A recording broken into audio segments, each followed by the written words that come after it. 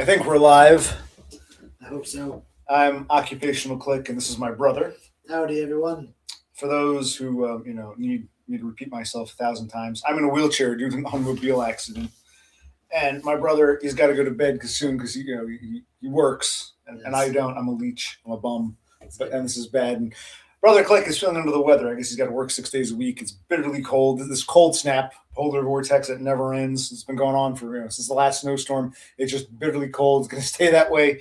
And that plus, I guess, the back and forth, you feel like you're a bit under the weather. I noticed today how raspy your voice was. You don't have to talk too much. Yeah, I got a sore throat, coughing and sneezing. I know he's afraid. He's afraid to call out because we need the money and shit. But I'm like, if you need a day, just tell him, look, I feel like shit. Like, your day off is Friday. If you want to call out Thursday or Saturday, one of the others, have a 2-day weekend just to rest up. Because as last Friday you were off and you rested, you felt kind of tired. You slept in. But I don't recall if it's today. I'm noticing you're really. Yes. Today's what? Sunday? Yes. Yeah. So I guess so he's out of it. Wheelchair leech. That is me.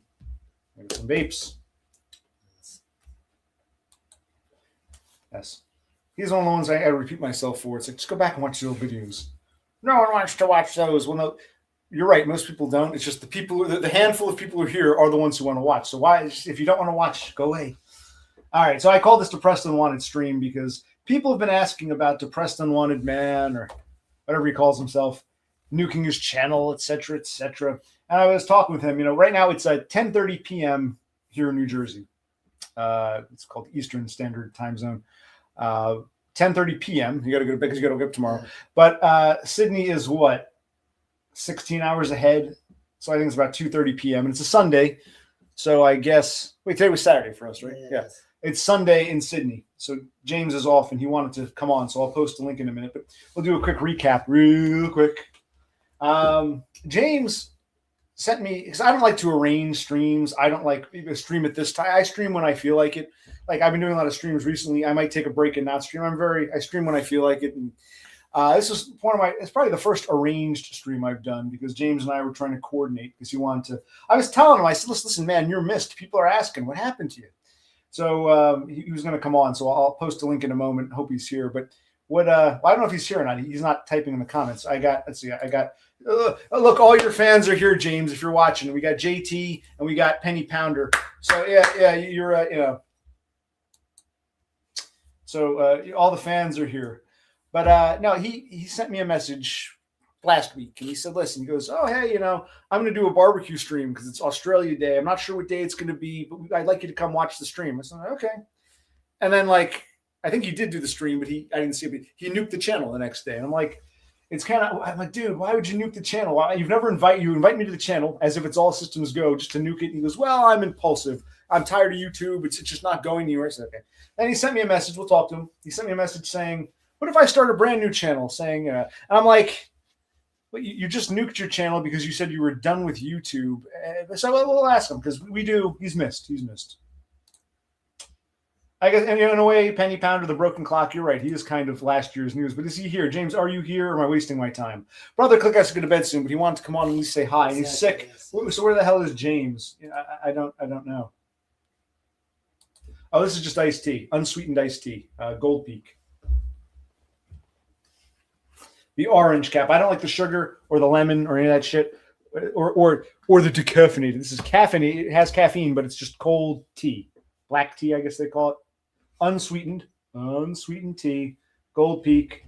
We're going to start brewing again because it's cheaper that way. But this tastes so good. We got so used to this. Gold Peak. Unsweetened, yeah. Unsweetened, here it is. Unsweetened. The light is good. Unsweetened black tea, Gold Peak. But yeah, I still look haggard. I did a stream early this morning. Then I went to sleep, and it was interesting. I got to see some different people. I got to see. It's been a while since I've seen Dev Pike, but I also got to see Chris Dubs, whatever he calls himself now. But Chris Dubs. So that was a nice stream. I wasn't planning to stream, but we'll, yes, he's my male lover, and he's halfway across the world, and I am heartbroken.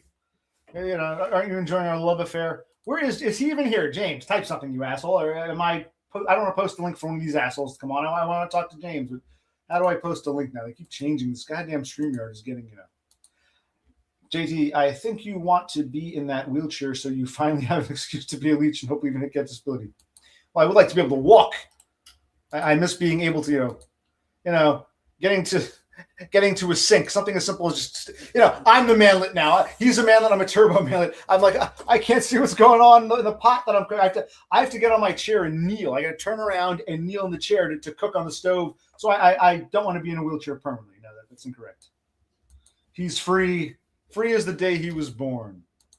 Born free as the wind blows, as free as the grass grows, born free to follow your heart.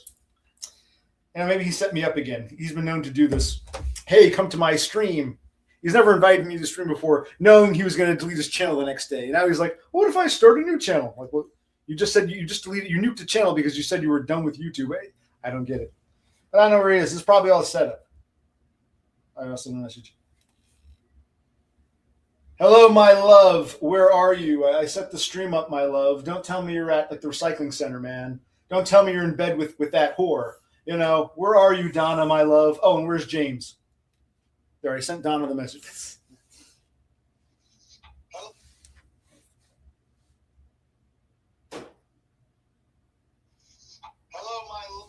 Why is this? I don't care for this phone. I loved my old phone, but it was destroyed.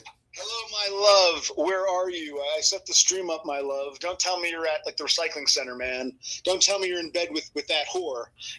Where are you, Donna, my love? Oh, and where's James? Okay.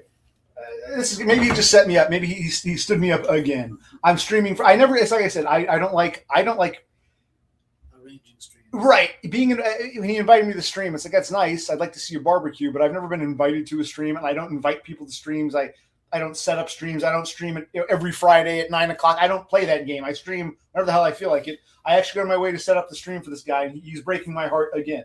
So you're seeing it here in real time. And Brother Click's heart. Brother Click's got to go to bed. He's tired. He's under the weather, but he's like, yeah, I'd like to see James one last time. And now, our hearts are being broken. So who knows what the hell happened to him. I love you too, Totem. I love all of you. Some more than others, some less, but I love all of you. Yeah, we're all waiting. This guy stood us up again. He's broken our hearts, but it's okay. This really is a depressed, unwanted stream. I'm depressed. I feel unwanted. James abandoned me. No, I'm serious. I was talking about he wanted to come on before because it's Sunday for him. He's off. He texted me. He said, I said, okay, listen, I gotta cook. I gotta make we cooked. It was actually good. I mean, because we still had a bunch of tomatoes and lettuce left, the fixins. My brother got some more ground beef, and this time I think it came out better. Yeah. We cooked about 4 pounds of ground beef, added the taco seasonings, 2 bags of the taco, and then I had our own special. We've mixed our garlic and our garlic powder, onion powder, all that shit, and it came out phenomenal. You even said it was better than the last time, so it was always delicious. We're getting better with our cooking. Laffy asked, do I consider myself a lolcow? Well, I really can't answer that. Whether I'm a lolcow or not depends on the person. You might say, OC's a lolcow. Others say, no, he's not. Yeah, I think to some I'm a lolcow for sure. I hope I'm not a lolcow to James. Now I'm starting to rethink everything. That cheeseburger. And whatever happened. Oh, someone's waving to me. Who's that? Let's see. Hello. Yeah, what's up, guys? How are you? Hello again. Percy. How you been? All right. How you guys digging out of the snow? All right. As best as I can. Yeah, the snow. It snowed. The snow stopped. We're just in a very deep, cold freeze. Yeah. So all the snow is piled up as ice, and got to be careful going outside, not slipping. We're in a polar vortex, or whatever term you want to use. It's just a bitter cold. So. And you're in a heat wave down there. Well, where we're at, it's not really that hot. I mean, it was yesterday. It was like 100 degrees. But like Victoria, South Australia. Well, what's 100 degrees in real? No, that's Fahrenheit. 100 degrees Fahrenheit? Yeah. That's pretty warm. Okay. Well, yeah, but it just wasn't. It's been a weird summer, Donna said, because it's just we've had some warm days here and there, but it really hasn't. I mean, it depends where you're at. So like Adelaide, South Australia, Victoria, they've been getting hit by like 49-degree temperatures, which is like 120. Wow. So where we're at, it's pretty good. It's been mostly like 80s or something.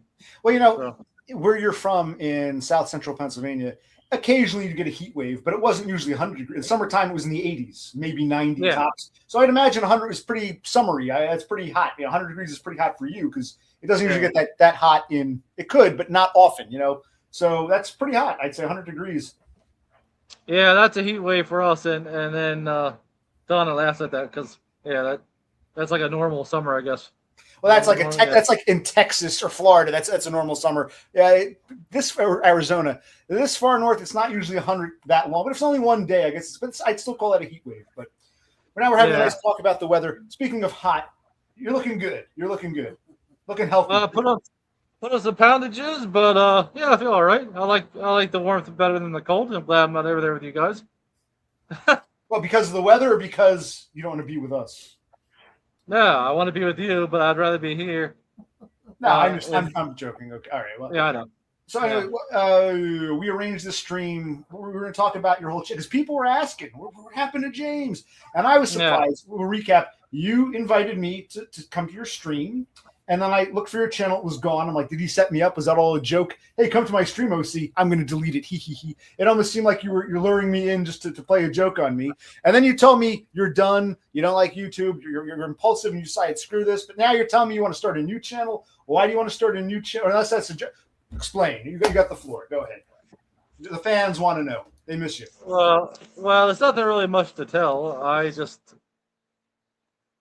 I'm impulsive. I just decided to delete it. So it's a kind of a pattern with me. I mean, I did that before, except I didn't. Well, I hid it once.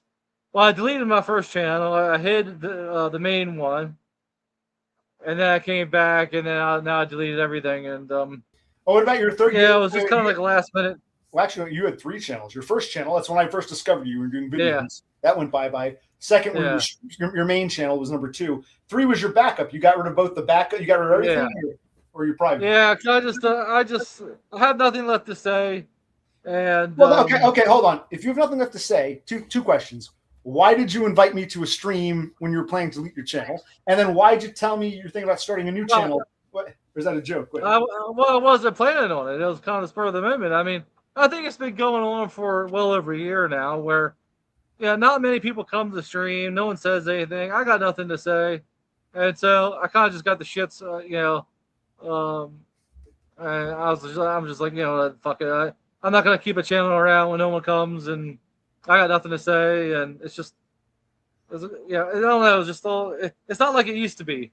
And so if I had stuff to say or people showed up, but I think everybody kind of, it's done. It's been done and said, and it's done and dusted, as Donna says. So. Well, no. So then that follow up message about starting a new channel, that was a joke, or you do want to? Because I was kind of just.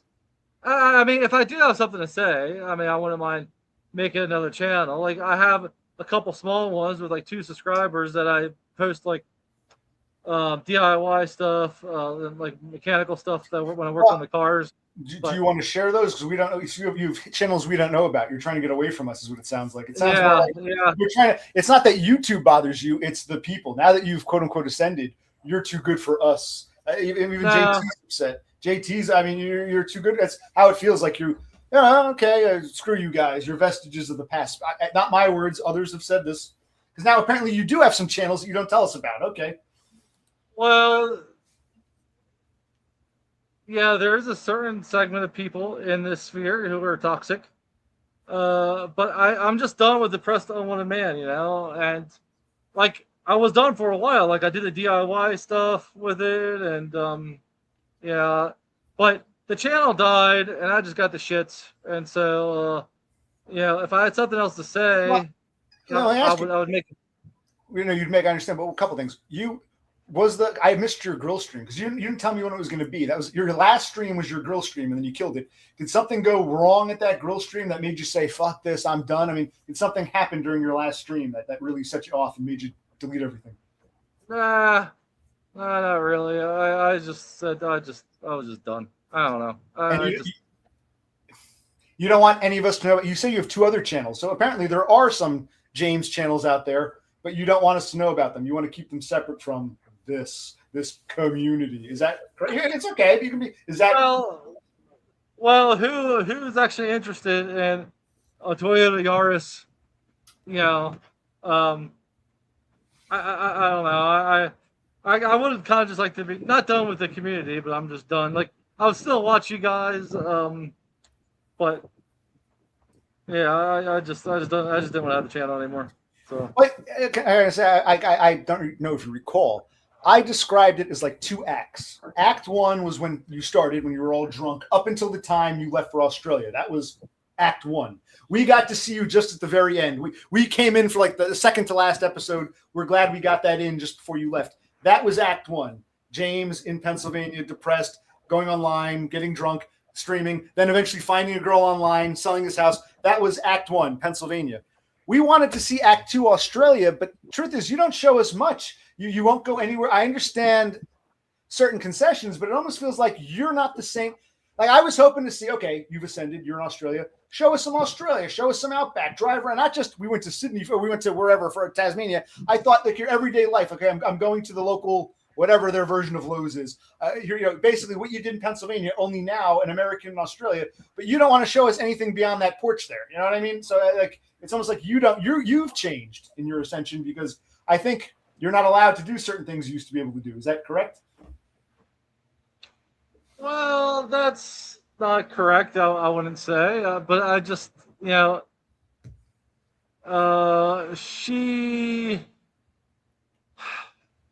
she's more private than I am. Like I was free of just roaming around, showing whatever willy nilly. I mean, of course, her being a woman and with children and stuff, she's not gonna want, her neighborhood filmed and Right, but stuff. I'd say a couple things. You don't if she doesn't want to show the house and the kids, fine, but you can still show things like, okay, I'm not right down the street, but you're going for a drive locally. Not I'm going on vacation in Tasmania. You don't really show us, okay, I'm at this store. As boring as that might sound, that was what you were known for.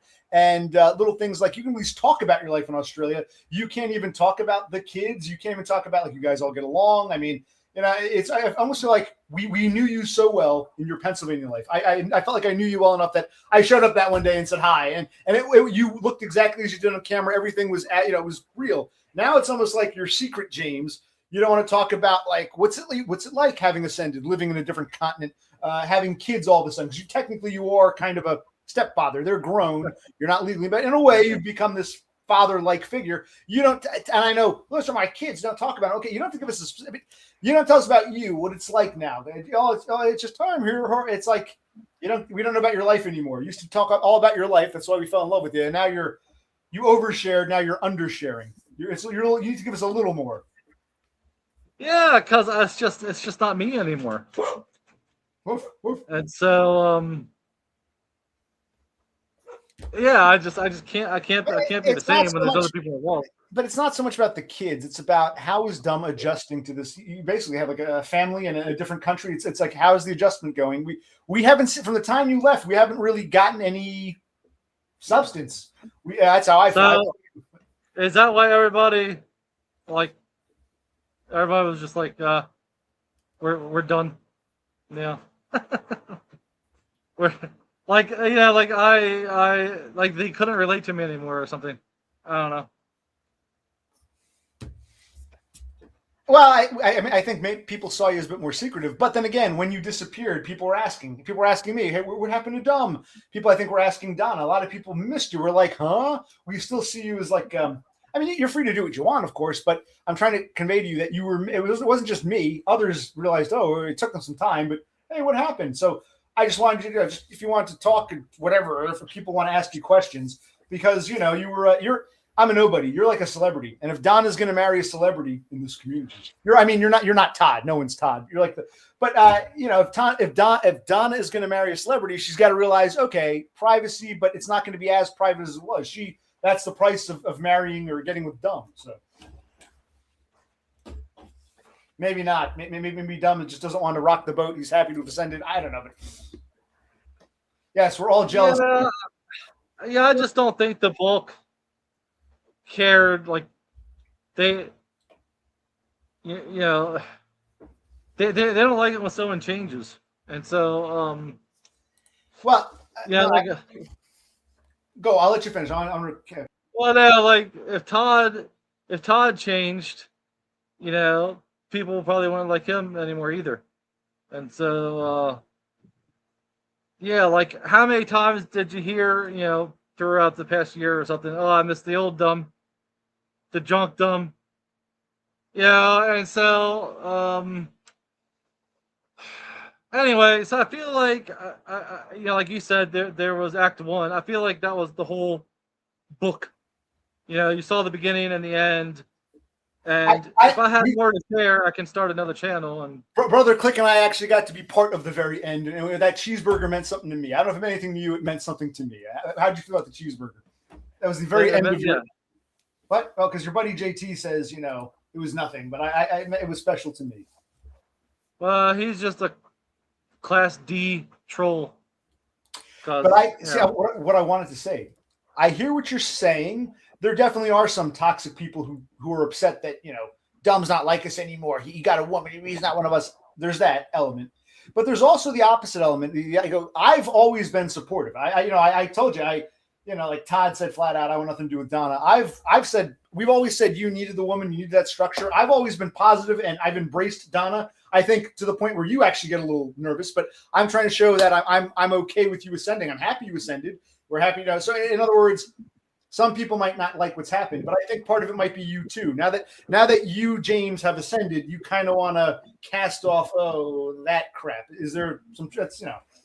No, I just have nothing to say. I understand the argument of just keeping the channel, but I just didn't want to be. I just want to put that. I'm done with Depressed Wanted Man, in other words. So I just deleted it. But you became Undepressed Wanted Man. So I don't understand what the whole. Yeah, I know, but kind of. It was still the same channel.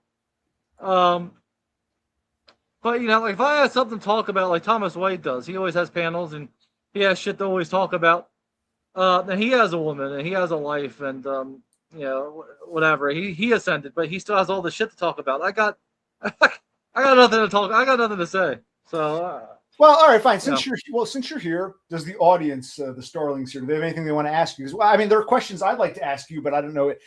You don't have to tell me the ins and outs, but I'm curious, what's it like having kids? You tell me it's almost like family night. You and Donna and the kids all sit around and watch a movie. I mean, how has your life changed? I'm actually happy for you. That's what I want to convey. Some people might not be, but we're not all against you. I was always rooting for you. I was always positive with Donna. I thought you'd appreciate that. Instead, you're like, ooh.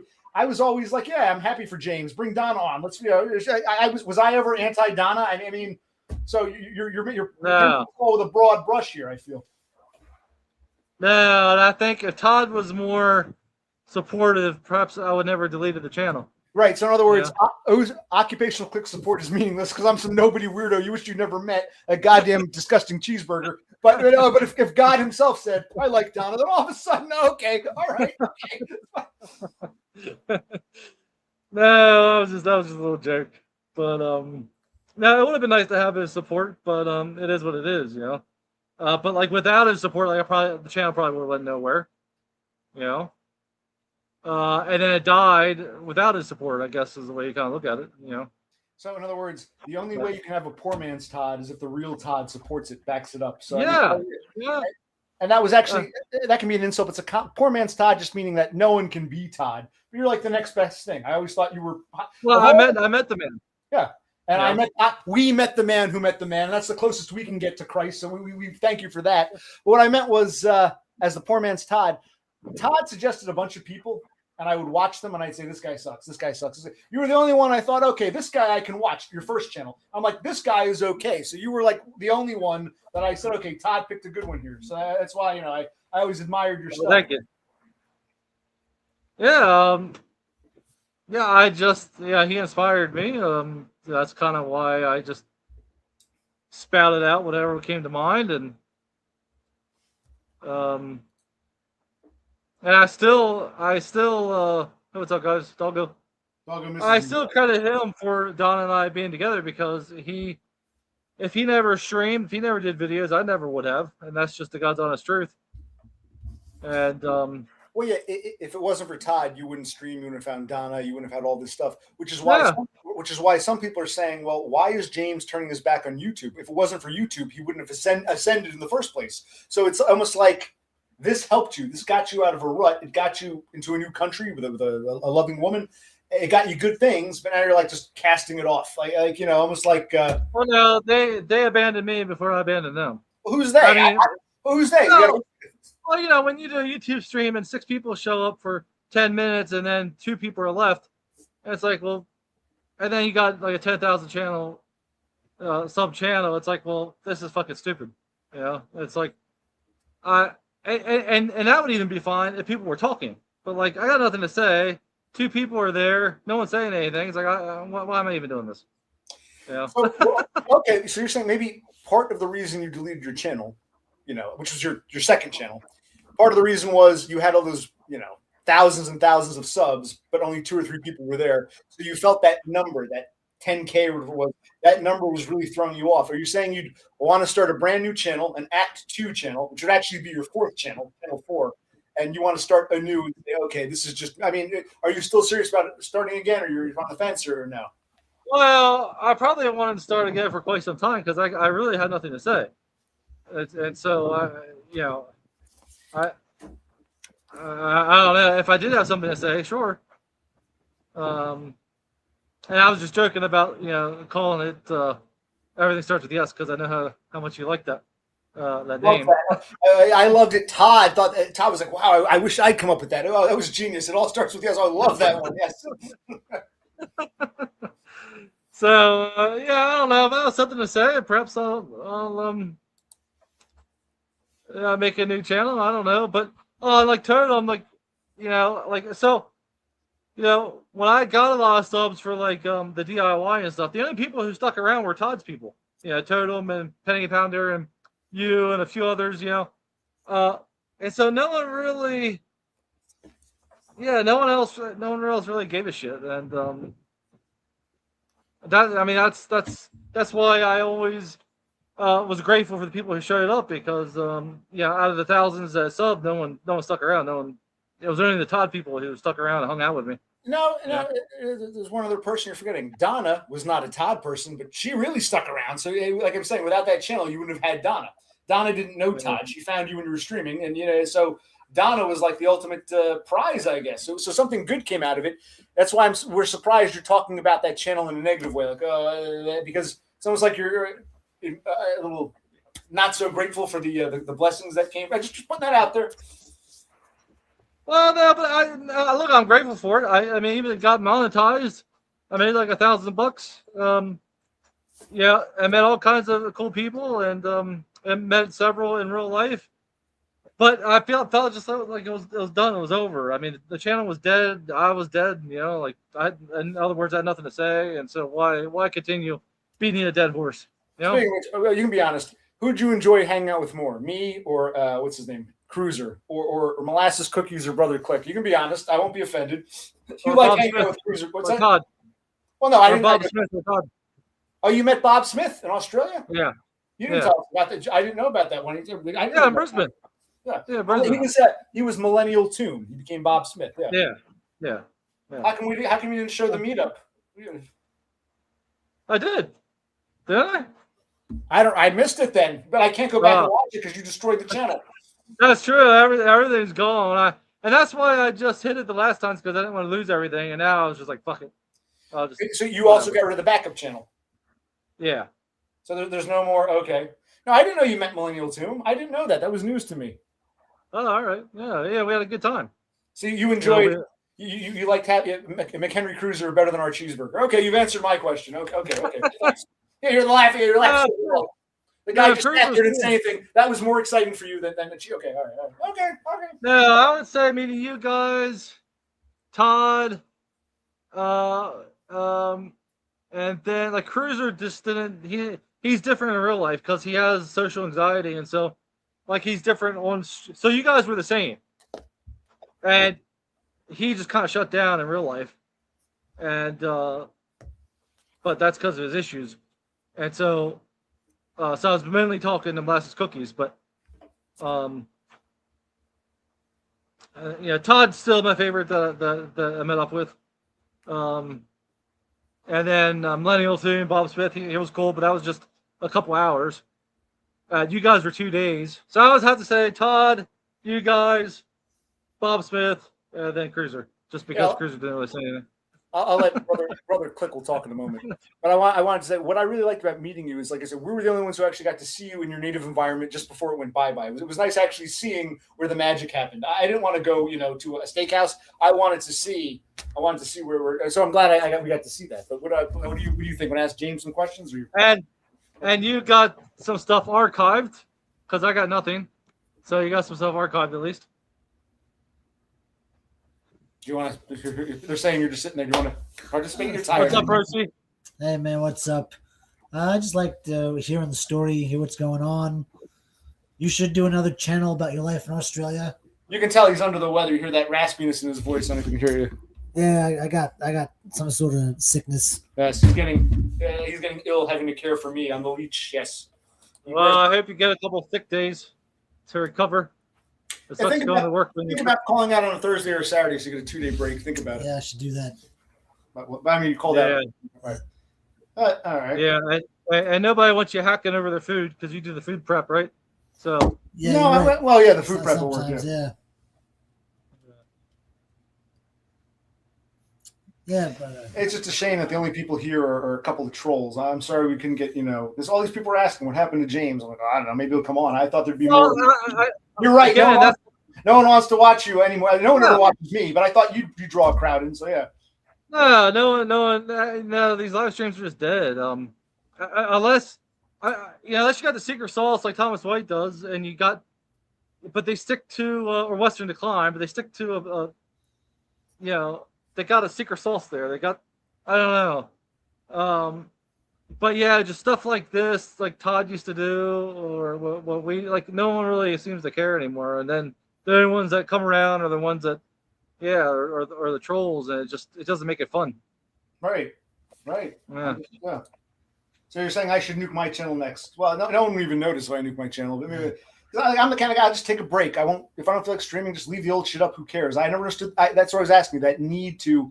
Why not just stop streaming but leave the channel up? Why did you feel the need to make it go bye? That's why you said. Yeah, I was just done. I felt like I had to, kind of like closing the book. Just be done with it. So you need to make a break. You do something symbolic to. Yeah. But it also hurts that so many people. GS3 comes to mind. Even Cass more recently. There's just so many people who, I thought we were kind of friends online, who disappear. Tara. I mean, I can just keep it going on and on and on if I can remember. I got a bad memory, but there's just. Probably hundreds of people who just pieced out. Sean Williams, and it kind of sucks because I like these people. I liked them hanging out with me, and then they just disappear, and you're left with the penny pounders, and it's just like, fuck it. It reminds me of when I was in school. I'd see someone who didn't have any friends. He'd be complaining. Oh, she doesn't want to hang out with me. He doesn't want to hang out with me. No one wants to hang out with me anymore. And I'd say, I'll be your friend. And all of a sudden, they would turn to me and go, yeah. I'm getting that vibe again. The person who actually wants to be your friend. Oh, God, it's OC. Where's Tara Norquay? Where's, whoever you mentioned. But it's kind of like that. You're not interested in the real people who want to be your friends. You're lamenting over the snowflakes who just, piss off at some point, which they always do. You'd rather be friends with them than the people who want to be your friend. Okay, I see how it is. I see. That's not true. No, because you hardly ever came on my channel either. I mean, so you were never in the live chat, very rarely. Yeah, but I very much want to be. But you're very hard to be friends with. Well, you said that once. You're right. We really, yes, I am. We're if you're here, if you're streaming, you're probably someone who's difficult to make friends with. That is true, but that's not the point. The point is you're lamenting the loss of who did you say? Like you said, Tara Norquay and those others. And it's like, well, I'm here. Am I not good enough for you? Oh, just OC. I'm sorry. Yes, I'm easy. I'm a whore, and you're just throwing me to the side. You're lusting at who's he mentioning? Cassandra and those others. Yeah. And GS3 is a piece of shit, but I guess he was your buddy. But those people are just dead ends. And a guy who's like, hey, I'm here. It's like, so thank you. Well, just because I miss those people don't mean that I don't miss you when you don't show up either. I get very upset when I see a birthday you don't come to my streams. It happens more often than not. But now I don't have to worry about that. There's less stress on me. I don't have to worry about who shows up and who doesn't. Okay. All right. They tell me I'm supposed to be happy for you. I'm so happy. Actually, speaking of your better half, where is Donna? It's Sunday. She's home. Where's Donna? She had her monthly, so she doesn't feel like coming on. I know. I think that'd be more. We want to see her. Wait, how old is she? How old is she? Isn't she menopause? She should be in menopause. What? No, she's still quite virile. I'm amazed. She's going to be 51. She's not going through the hot flashes, and then she's still. No. Or maybe she just didn't want to come on. She doesn't want to look at me. So, tell them it's that time of the month. But Donna, you're 51. She loves you guys. I mean, she consider you guys friends, and she always gets hurt. I mean, I was surprised she didn't delete her channel as well because, she gets emotional when just when we don't get along basically. So when you and I don't get along, she gets emotional. Well, us, the group, when you might say something hurtful or vice versa. Well, then she should be upset that you cut ties to the group, if you want to call it whatever you call it, because you've now removed. I don't think I cut. No, not really. I mean, I'm here. I have to see. Like I have a channel where I'm subbed and stuff, so I have to see if maybe I'll make that one public. I mean, I don't know. I need one for subscriptions and things, but as far as like my own live streams and stuff, at least not for some time. There's no point. And even now, if you guys weren't talking, I mean, my head is blank. I mean, I got nothing. I mean, I'm cleaning out the garage. I gotta go to work tomorrow, but it's like most of us live boring lives with little bits of tell us about your boring life. Donna's extended family. You don't have to name names. Have you met more people? Are they cool with you? It's like, wow, Donna's dating an American. Is there still some hesitance? Are you still, you don't really know them too well? How are you getting on with her family? Well, we get along, but we don't really, we see them at Christmas. I don't know when the next time we'll see them, but it's kind of like America. You don't see your extended family every day. Well, what about your parents and your family? Has anyone, your siblings, anyone contacted you? How's life in Australia? You talked to your brother? Or that kind of upset me too. They kind of just, but they've been like that in the States as well, where they just. Well, you'd think now that you're even further away, they'd actually be like, wow, James is no longer down the road. We got to but I guess no one said, hey, how's life in Australia? Or when's the wedding? Or. That's kind of the reason. That's another reason why I needed the channel. I need it less now because I have Donna and her kids and. I'm not lonely anymore, but back then it was the same. It kind of hurts more now because like they really don't give a shit. Like I knew they didn't give a shit, but now I really know they didn't because I had to voice text my dad yesterday. He did get back to me, but I was like, I don't know if you guys aren't getting my group texts or what. Like I asked him about the snowstorm, no one got back to me. There was like 8 people in this group text. And he's like, oh, yeah, we got that. But, this is a 75-year-old man. He's real gravelly. And he's just like, oh, we've been trying to dig out the snow and, a bunch of excuses. But what about all the other people who didn't get back to me? So it's like, no one gives a shit. I could be in the street or all the way in Australia and it wouldn't fucking matter. Well, who are the other people? Some of your siblings or who are these other people? Yeah, brothers and sisters. Yeah. So. Yeah, I don't think anyone's ever going to come here to visit. Wow. Do you still plan on getting married? Or are you guys just going to live together? I mean, you can be honest. Is there a wedding coming? A wedding for real? Or meh? Well. Yeah, we still haven't set a date. So, I don't know. Hopefully, sometime this year. But I guess, like with me, I guess because I was so quick on my first marriage. Maybe she wants to take some more time. Because that didn't last very long. But hopefully sometime this year. Matt, I'm curious, millennial, how far away does he live from you? He lives in Sydney or he lives in somewhere there close? Or? He lives in Brisbane. Oh, you met him when you went to Brisbane? Yeah. Did he actually come on camera? He showed his face? Yeah. I didn't see this at all. I would have loved to have seen that. I've never Millennial Tour. Bob Smith. That's interesting. He's a nice guy. You know. Well, now, yeah, it was a good meetup. But yeah, that's all gone now too. So. Now, what about the big DBF meetup? When's that happening? Well, Sex Addict, one of the only other people who even asked, what happened. Doug Garrison. Yeah, he keeps trying to get DBF and I get him to meet me, but yeah, he's just not going to because he's the way that he is. So. But you'd still like to meet him just for fun? I mean, you don't think that would be awkward? I'm just that kind of person. I don't care. I mean, I know he's talked a lot of shit and stuff, but he always likes to flip it around. It's weird. He's got a mental illness, but like I don't have any ill will towards him and stuff. But like I met up with 4 people, well 5, right? People, no 6 counting Donna. Anyway, so it was Donna and Todd, Millennial Tomb recently. 1, 2, 3. What's his name? Cruiser and his girlfriend, and me and my brother. That's 7, right? Is that one?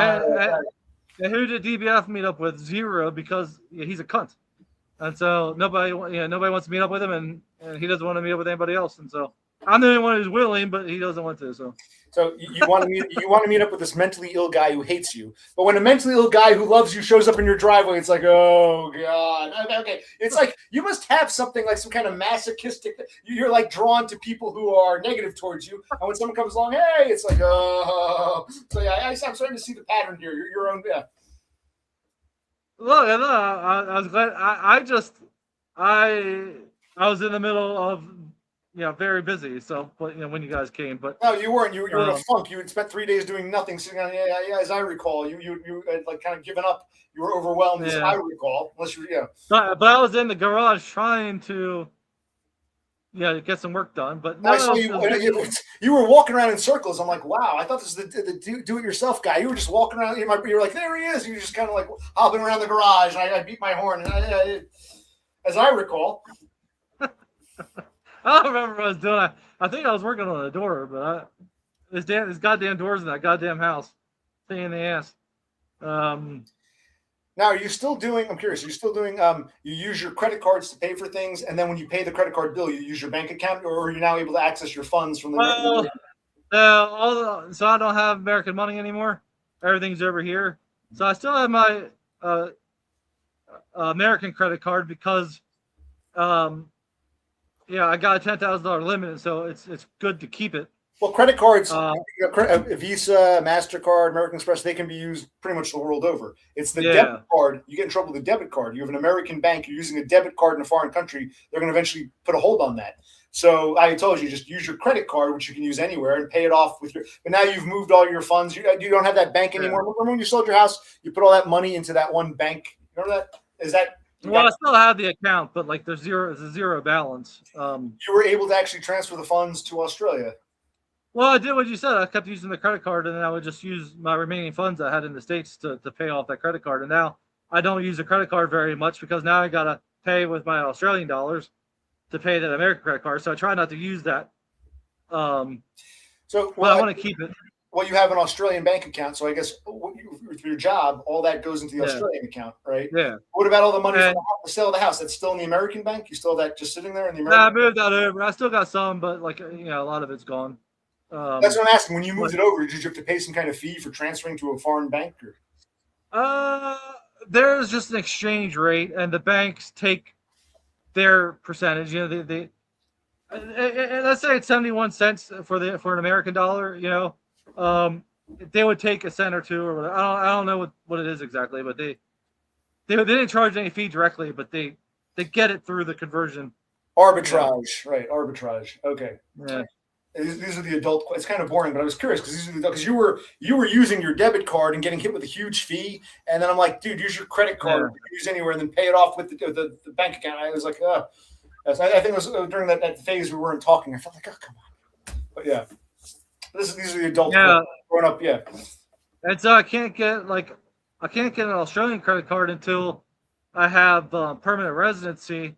I might be able to with the temporary partner, but I'm still on a bridging visa, so I definitely can't. And so, temporary partner maybe, but usually you got to be a permanent resident to get, because they think you're like a flight risk, like you're just gonna leave the country and not pay them. Um, so I want to keep a hold of the American credit card because that's the only, like I'm not gonna be able to get any loans over here for a car or anything for quite a while. So. If you want to peace out, you can, or you can stay longer. He's getting tired. I don't know how long James wants to stay on. I feel like they're saying I'm not letting Brother Click talk. But remember, he's got a cold. It's hard for him to talk. Yeah. If there's anything you want to ask, go ahead. If not, if you're just enjoying the I enjoy the back and forth. I'll probably be going up in a few minutes, but you guys keep it going. Yeah, no, don't stop on we my don't stay on. We don't stay on forever. But it's about 11:15 p.m. He's got to get up tomorrow. And well, I wish you would call off a day. I know you might not be able to afford it, but. In fact, you probably shouldn't be vaping if you got a bad throat. Yeah, there's that. Yeah, well, I hope you feel better. He likes to say he's off for something more important, like a bigger emergency. So he's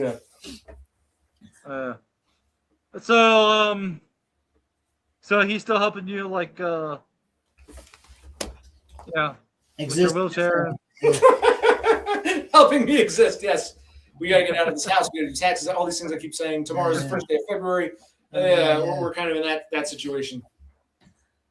So, so when you totaled your car, so like, are you gonna get another car or another job or? Yeah. Well, it's like baby steps. I mean, I got to be able to walk before I could drive, and I can't even walk. I got to get my boots. I would eventually like to buy another cheapo car when I can drive again and function again. Well, I get another job. Possibly, I'm going to try to apply for NEPA. I'm held up on the TDI, temporary disability, because the fucking doctor didn't fill out the form. But I eventually want to try to apply for SSI or SSDI next, see if I can get that. But I might have to get a job for trying to move out of this house. But I want to be able to walk for the move out. And the landlord wants us out by April 15th. I got to contact him probably tomorrow when we pay the rent. So, yes. Yeah, that's not a lot of time. No, it's not. So I'm gonna have to like get some legal advice from one of these if you're poor and unemployed, we'll give you free legal services and see if they can tell me what my rights are as a tenant. Yeah. Good luck to you guys. My life story is you. I know. It's okay. It's okay. Well, nobody wants to move. Like, at least that's in spring, but still, it's early spring. Yeah. Especially when you're crippled and yeah. And do you keep in touch? On a side note, you mentioned your family. Do you keep in touch with your coworkers, like Otto or anything like that? We texted back and forth a couple times, but the dude still owes me $200, and I really don't want to talk to him. I mean, there's no point. There's no really any point unless I wanted to waste time, like while I was driving or something. But yeah. And what exactly tell us, what is your new job? First of all, how are you able to get a job if you're not a permanent resident? They still gave you the job even though you're a foreigner? Well, I have working rights because the bridging visa is hooked in with the partner. So because I apply for a partner visa that has work rights, the bridging visa automatically gives me working rights. And so I had a hard time getting a job. I applied to hundreds of places because of that bridging visa. They want you to have a more permanent, visa because they just don't want to hire you, and then you gotta fly back to your home country, next week or something. So yeah, I'm still on the bridging visa, so I gotta keep the job that I have. I thought I was going to get fired because I backed into this business sign, because I was in this town called Liverpool, and I was parallel parking. I just, it was like a straight like box truck. And I had it back in between two cars, and I wasn't paying attention to this overhang. They have these overhangs, so they have businesses, but it ends right at the street, with the facade of the overhang of the building, and they got the sign. Like some kind of awning, like a business awning. Yeah. Okay. Yeah, like a lot of towns will have that. So when you walk, you won't get hit by the rain and stuff, right? Right. So anyway, I smashed that fucking thing. I was like, I haven't even been here 90 days, so. Like in America, I'd probably be fired because anything happens to you within 90 days. Like if you have any kind of accident in 90 days, like they chuck you. So so luckily, I didn't get fired. But who paid for that? The business owner must have come out and said, "Holy shit!" I mean, did your company have to pay for that? Did you get your pay docked or anything? Well, I'm still through a staffing agency, so of course the boss wasn't very pleased with me, and he said, "Well, your agency's got to pay for that." And I'm like, "All right." So yeah, so I don't know. They got to fight, I guess, with themselves, I guess, because they have insurance, but so does the people I actually work for, the staffing agency, and so yeah, I don't know. They can work it out. I don't know, but it was just a stupid sign. But he said it was going to be expensive, but I don't know. I can't see a stupid, but because it's a custom sign, maybe it is expensive. I don't know. I don't know, man. If I ran over your mailbox, it's just a stupid mailbox. For you, that's how you get your mail. So I think the business owner feels differently. Yeah, I know, but I can't see it being that much. But anyway, yeah. So I'm in a precarious situation until I get more, until I get permanent residency. Yeah, then I'll be on equal footing with regular Australians. Until then, Right. You'll have banking rates. Banking rate. You can have a bank account. Well, but your job, you're just driving around locally delivering things. You load up your truck, or what's yeah. the job entail? Yeah, it's ready to go when I get in, and I just make multi-stop deliveries. Yeah, just So the products you're delivering are made by your company. Someone else loads the truck, and you're just delivering product. well, it's just a service. So then, where does the product come from that you're delivering?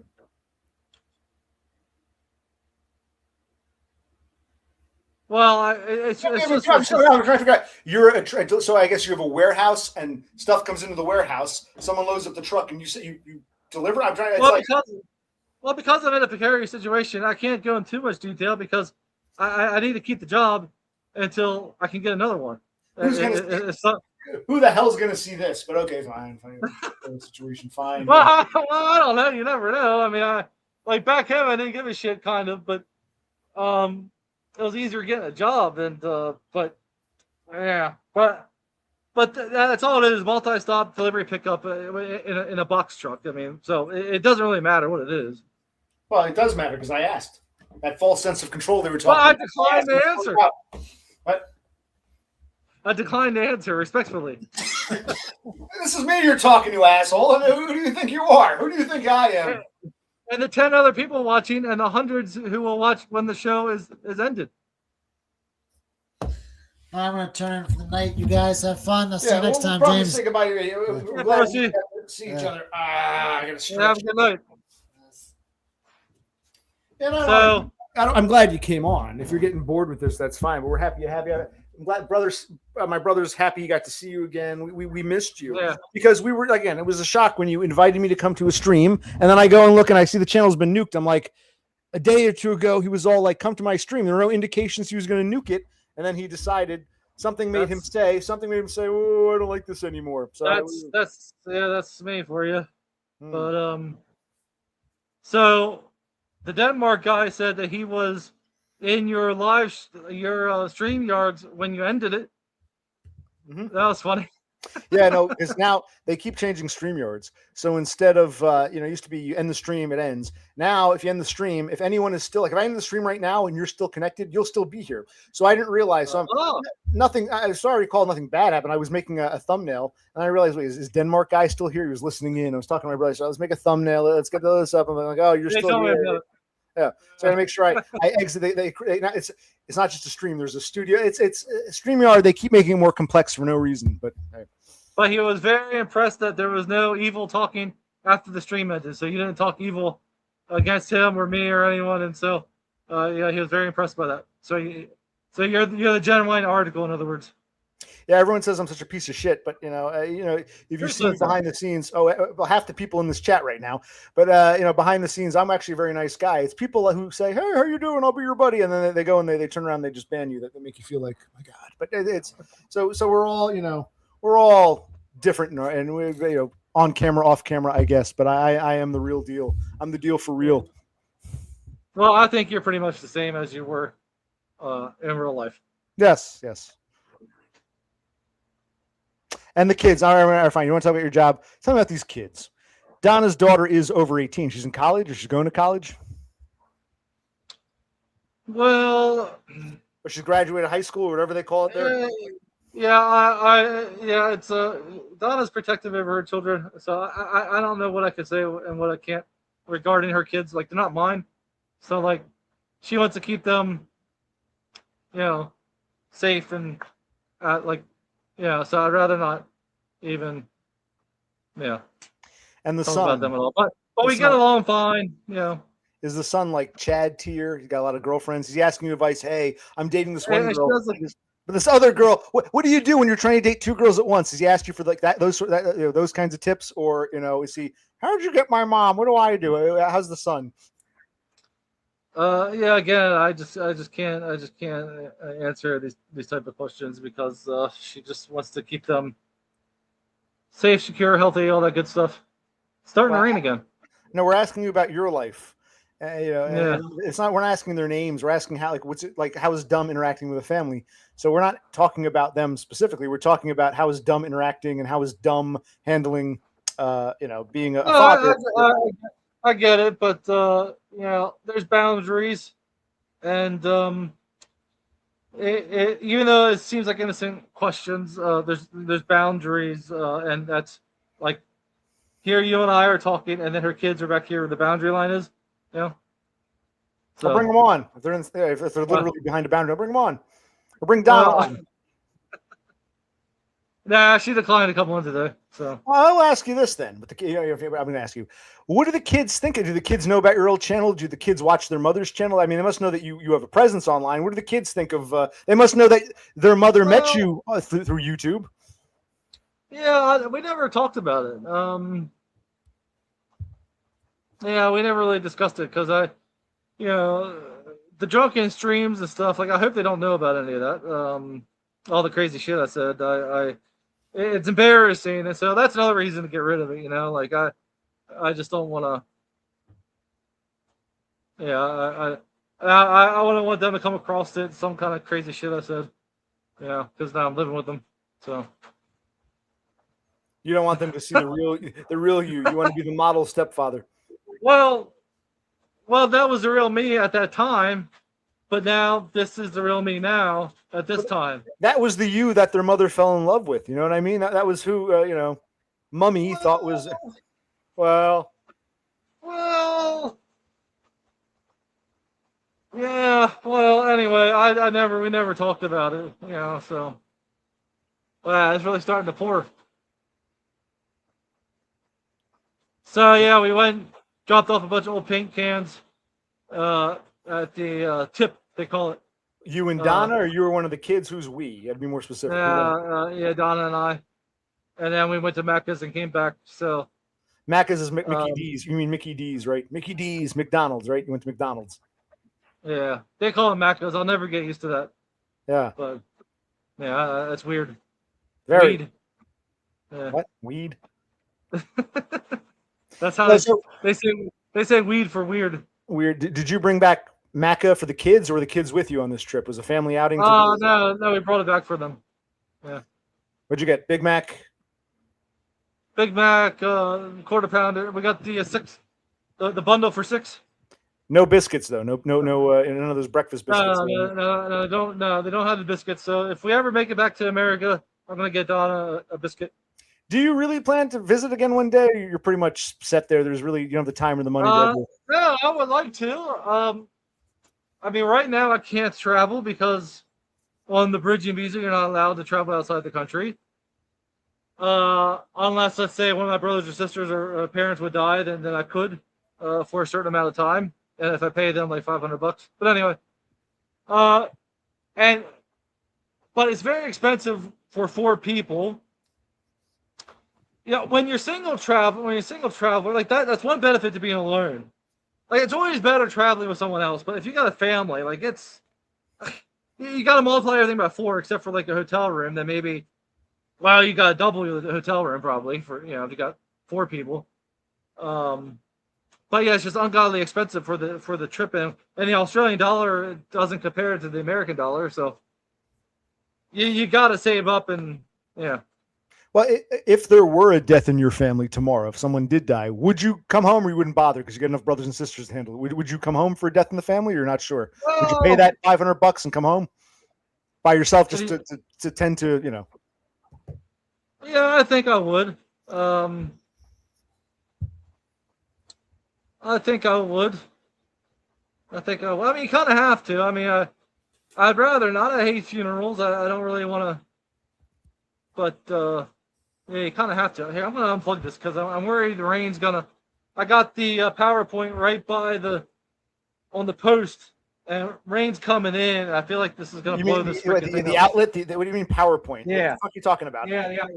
Bob Smith, AK Millennial Tomb. I missed I didn't even know you met up with Dumb. I would have loved to have seen that. I'm sorry I missed that. And now Dumb has deleted his channel. I'm sorry I missed your meetup in Brisbane. Millennial Tomb is here. Oh, Bob Smith is here. Hey, what's up, man? I'll give him. He's never come on. I didn't realize he was. So I thought he was one of those I can't show my face types. I'm sorry I missed your meetup. I'd have loved to have seen that. I missed that one for some reason. Yeah, he's a cool guy.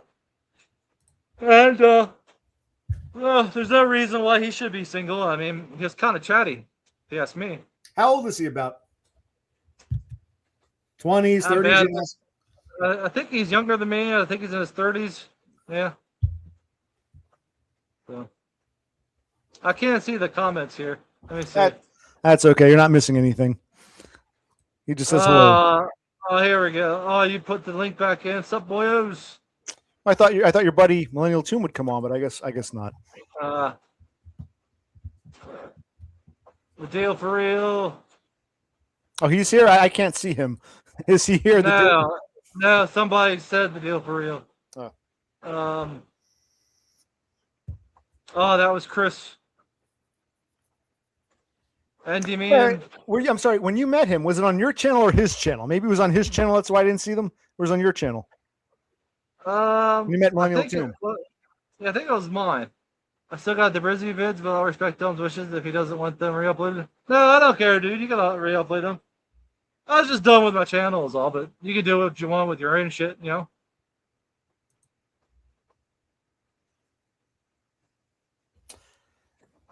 So someone has to take the streamer's, place. Well, Donna still plans to. Donna should start. Donna's never streamed before. She's uploaded shorts and a few videos. Maybe Donna could start streaming every now and then. You could appear on her stream every now and then. Yeah. What about her kids? Do her kids stream? They want to follow in Daddy's footsteps? No, they're into video games. I see. Do you play video games with them to try to be part of it? Not really. I haven't been able to get into video games for a while. The last video game I played was Resident Evil 6, I think, on stream. It's just hard to. I always got so much shit to do, and when I want to relax, I'll watch a movie and drink a whiskey. I don't want to have to concentrate on this game, and because it's not very relaxing anymore. It's kind of stressful. So you got to kill all these guys, and it's like I just want to sit here and veg and just watch something and have my mind go to some other place, and not have to deal with, the game. So. Okay. And you have a set family night, like every Friday is family night, or is it Yeah, she tries to do the Friday night, I think it is, where everybody gets together, and I was doing it as well, and we'd all watch the The Walking Dead, and then we all kind of got the shits of it, and now we don't do it anymore. Well, who does the cooking? Donna, you? Do the kids cook? Everyone takes turns cooking. Who's the? Donna does the majority of the cooking. Sometimes I'll make brekkie, and some brownies once in a while. The kids make their own food sometimes. They'll throw stuff in the air fryer or whatever, but they generally don't really make anything, mixing stuff up and. Well, this is Chris Dubbs in Perth, and I see not everyone. There are some people who are negative, but I always supported your ascension. And Chris Dubbs, I agree. That's what I was trying to say. Dumb needs that. It works for him. Domestic life suits you. I agree. So now I think you overplay how many people were against you. I think a lot of us were very supportive. Like you can see here, Chris Dubbs. We were happy that you found your domestic bliss. Yeah. Yeah. Well, I think because, when someone's life is going well, what do you say, right? And so, the trolls are the loudest because that's what they do. They think it's fun, and then the people who support you or something don't really have anything to say because what do you say? Everything's going good. Good for you. And so yeah, I know there's people out there, but like they just weren't really commenting. Generally they weren't really hanging out usually.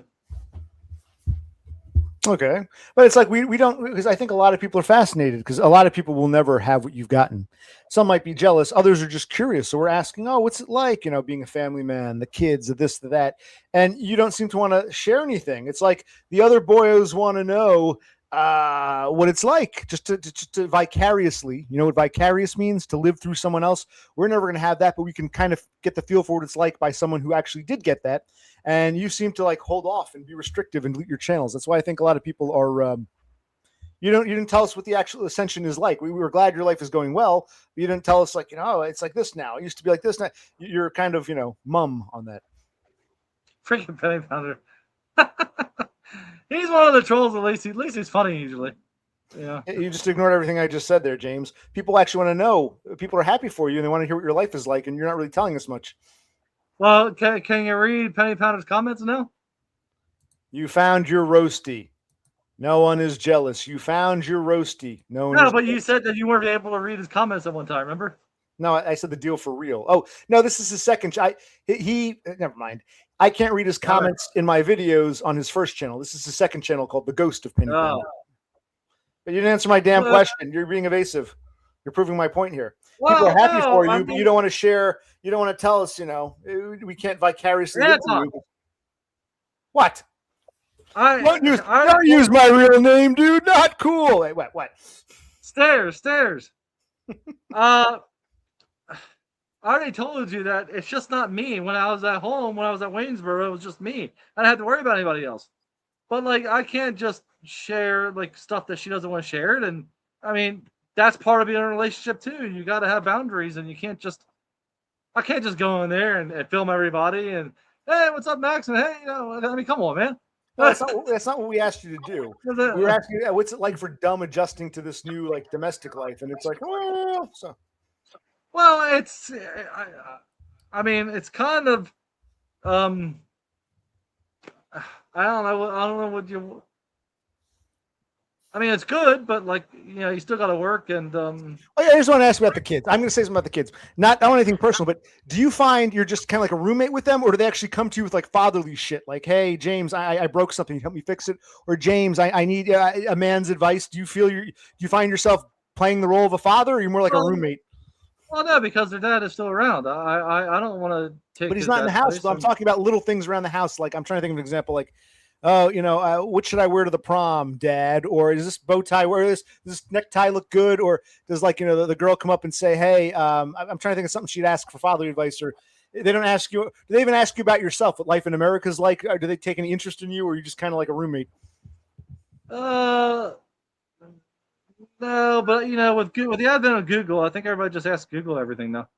Oh, okay. But I mean, they're not curious. Like I asked you about life in Australia. No, they're not curious about what was it like living in Pennsylvania. What's day to day? They don't give a shit. Oh yeah, they ask some things here and there, but like I guess I don't know. I guess they're not too curious. I don't know. Well, I'm curious about with the language. I know you're trying to say weird things like Macca and shit. Have you found any, because you say Brecky now, have you found any times with Donna or the kids or even other coworkers where you say something and they have absolutely no idea what you're talking about, or vice versa? Like you're trying to be cutesy with Brecky. Have they said things that you have no idea what they even means? I mean, give me some examples of like that as Australianisms you had never heard, or vice versa, Americanisms that they raise an eyebrow to. Nothing too crazy, or I gotta imagine there's got to be some things. Well, because they watch so much American TV and movies, they kind of already know. So, and they're more British. I'll say the trunk of the car and the hood, and they'll say the British terms of boot and bonnet, right? But they know what I'm talking about. Where when I was younger, I had no idea what a boot, like what are you talking about, a boot, So yeah, everybody already knows kind of the Americanisms. But yeah, like, cause I tend to mumble and speak fast, so some Australians have a difficulty like understanding what I'm saying, and so I've got to slow down and enunciate my words better. Because I've had several. Where are you from? I can't understand a goddamn thing you say. Yeah. Did Okay. you hear South Africans talk? They call traffic lights robots. Huh. That's weird. See, you miss this. You miss streaming. You miss interacting with the comments. You don't want to talk to me. You're missing this, but you said you were done with it. I don't understand. Well, I got the comments up here, so if someone says something, I guess since you're the streamer, I should just defer to you. No, I don't care. No, Penny Pounder says that OC wants to know what kind of tampons Dumna uses. I was actually surprised she was still using them because I don't know how it is with women, but I thought at some point in their 50s, late 40s, early 50s, don't they start going through changes and things change and they transition from, that to something different or Donna's not at that point yet of, hot flashes and menopause and not bleeding every month. I don't know. I don't know how much she wants me to. I don't know. She wants you. This isn't about her kids. It's about her. You can share. I don't know, but yeah, she's not there yet. So I'm kind of surprised. I thought by 50. Well, hey, who knows? Who knows? Yeah. Yeah. Okay. No, I don't mean to keep it. We're glad you came on. We're glad you showed your face. That's what I mean. I got nothing to say. It's not you. Well, you do have things to say. You just won't say them because I ask you questions like, well, I can't answer. Like, well, I'm like, okay, something interesting. That's why I think a lot of people lost interest because you're not Act 2 is you're not sharing the way you did. And I mean, you agree, but you're going too far with you're undersharing now. You're going a little. You don't want to overshare, but you're undersharing to the point where harmless things become. Well, I shouldn't tell you. It's like. You're getting a little too. You agree, though. People lost interest in me and my channel because of how you changed your style. Some of that's inevitable, but you overcompensated with your changing. I think that's part of it. I think it's okay. We're having a barbecue today. Here's what Australian barbecue looks like, and here's the backyard. Look at the cockatoo, or whatever the fucking. It would be more like, oh, okay. But now it's just I'm going to sit on this porch and not move and not say too much about anything. Just me. Well, I have nothing to say. It's like, yeah. Well, you're gonna. I'll give you my address. I gotta get a PO box. You reminded me. You're gonna because I'm gonna be moving. I don't lose the mail. You're gonna send me some Australian or is that no longer? You wanted to. You lost interest. You're gonna send me all kinds of like sweets. Yeah, she wants to. Yeah, she wants to send you some things and that upsets you a bit. And we were gonna send you a wedding invite, but yeah, you don't even know when the wedding is. What we do? Oh, you do? We do. Then share, because you said earlier, well, we haven't decided yet. I'm pretty sure you made it clear. You made it seem as if you didn't have a timeline. You're saying you do have a timeline. Well, just this year, maybe. Maybe. 2026. Maybe. Yeah, there's no date, like June 15th, 2026 or something. No. Yeah. There's no set date. So. Laffy has a question for you. Laffy, he's the guy who made that cartoon of us. Yes. I sent it to you WhatsApp and you never responded. No, I've addressed that cartoon. It was well done. Okay. And then Laffy, I mean no disrespect, Laffy, when I say this. Are you a little twink? Fair question. He seems twinkish. Okay. Well, because I seen that post with DBF commenting where he was like half naked, and he reminded me of Milk Tea. And then DBF wanted like secret pictures from Discord, like private naked pictures or something. I don't know. All I know is that he was flirting with Endymion earlier in the chat here. He was trying to flirt with Endymion. So I'm like, okay, yeah. So I'm not surprised. But you saw a video of Laffy half naked? Okay, trying to like. No, it was a post. It was a post on his channel, and then DBF commented because DBF is a sexual weirdo. DBF he's a quintessential queer, because queer is like, you can be bisexual, gay, straight, whatever. It's ambiguous. But no, Laffy. I mean, yes, Laffy. I'm circumcised. Yes. No, I was explaining to these. I don't know where Laffy's from, but if you're an American of a certain age, you were just by default it was just common. Circumcision was common in America from like the 1950s to like the 1990s. all Americans of a certain age are most likely, if you're born in the hospital, most likely circumcised. That was just the norm. That was the procedure. I've people ask me, I say, yes, I'm an American born in the early 80s. Of course I'm circumcised. It was just the norm. So younger kids and people born in other countries might find that surprising, but that was the American hospital procedure for decades. So you reckon Todd was circumcised too? Most likely, I'd imagine. I would guess. Can't remember if you ever addressed that, but well, you can ask him next time you talk to him, because you do plan to fly him in for the wedding still, right? no, I think that's kind of. I think he doesn't want anything to do with us, so I'll let that die with my channel. So unfortunately, well, what about the unboxings? You know, Millennial Tomb misses the unboxings. I'm sure the unboxing happiness. Yeah, and I still have Amazon packages I get, but it's more mundane. You did say that Amazon Australia kind of sucks compared to our Amazon. They don't have as much variety.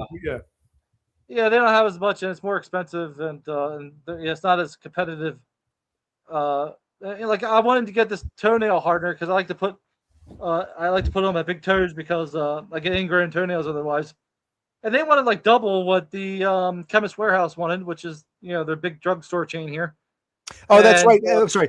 They don't call them pharmacists or druggists. They call them chemists. A chemist being the pharmacist. Okay. Yeah, that's weird too. So that's just one example, but there's example after example after example where Amazon's not the cheapest. It might be most convenient. So if it's like 50 cents more or something, you're like, well, the hell, I'll just go on Amazon because it gets delivered right to my door in 2 days. But like it's cheaper to actually go to the store a lot of times to get it on Amazon. So yeah. Wow. Okay. So Amazon is not what it is in our country. Amazon in our country is get anything much cheaper in a few days. Okay. What is the Australian mail like? Is it like our mail where you put a stamp on one side and address, or is it a little different? Or do they drive around in trucks and deliver? No, the Australian Post sucks ass. They also have this thing called Star Trek that it's like some kind of partnership, like FedEx and USPS or something. I don't know, but it's part of Australian Post. And they always get packages lost and shit. And it's well, anyway, they only deliver 3 days a week now. And you can't send you can't put an envelope like a letter in your mailbox and get picked up. They only deliver. They don't pick anything up. And so it's all kind of shitty, and our post office is way better. Okay, so the post office sucks. Amazon sucks. Okay, what's better about all? Is the McDonald's taste the same? The French fries taste better, or the chips? Do the French fries taste better or worse than ours? About the same? Is the beef so much better? The French fries are exactly the same. The sodas are smaller, but they taste the same because it's Coke or whatever. And then the cheeseburgers take a while to get used to. I'm used to it now, but they taste a little different because it's Australian beef. It's Australian grass-fed beef, where we got the corn-fed, fatty, shitty, bad for you American beef. Which did you enjoy more, the cheeseburger in Waynesboro or a Macca cheeseburger? You can be honest. Which did you enjoy more, cheeseburger-wise? I like ours better, but that's what I grew up with. Right, that's what we're used to. You're just saying, if I came to Australia and I had a cheeseburger, it wouldn't be the same as what we had at that diner. It would be a different taste. Ooh.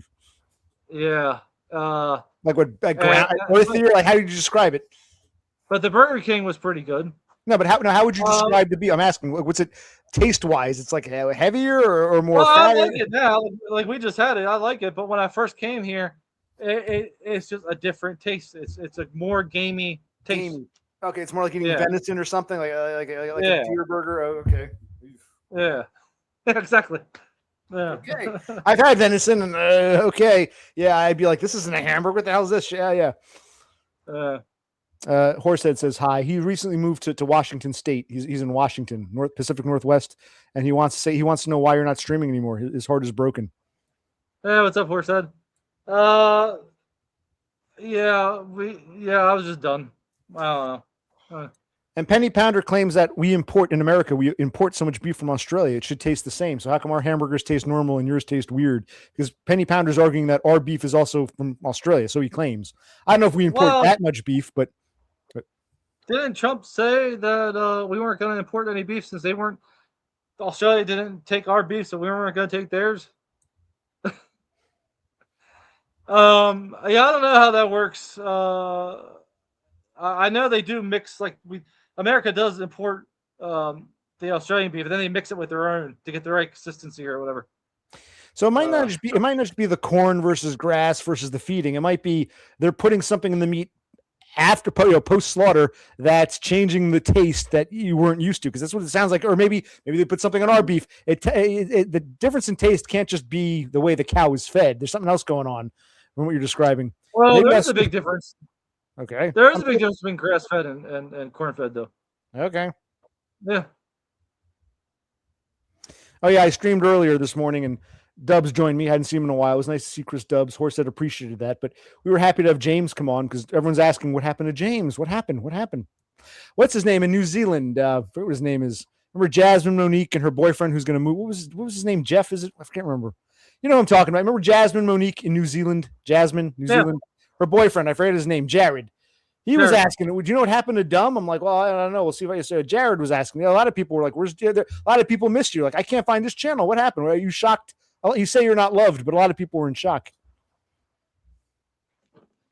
Well, I appreciate the sentiment, but I was just time to go. I mean, the channel was dead. I don't know. There was nothing to say. Like I keep repeating. I don't know. Like I'm sure I'll be around. Like you know, if you invite me on or whatever. I mean, who else? Maybe off grid.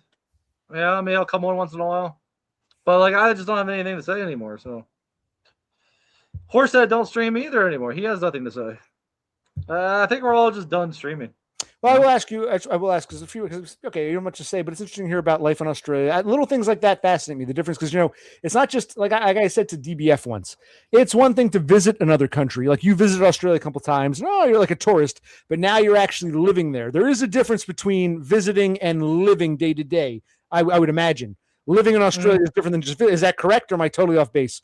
The first time you visited Australia, you knew all there was to know, or you're learning little things as you actually live it. You know what I mean? Well, you know, when you're on holiday in another country, everything's exciting and new. Exactly. And now you're living it. Yeah. Now it's Yeah. Now I go to Sydney every day, if not every day, most days, like the CBD, and then the surrounding every day, at least the surrounding suburbs. And I'm just not enamored by it as I used to be. Yeah, it's just heavy traffic and everybody's an asshole, and at least on the roads. I mean, they're nicer, but it's just a very heavily congested area, and everybody, as soon as they get behind the wheel, it's just like anywhere else.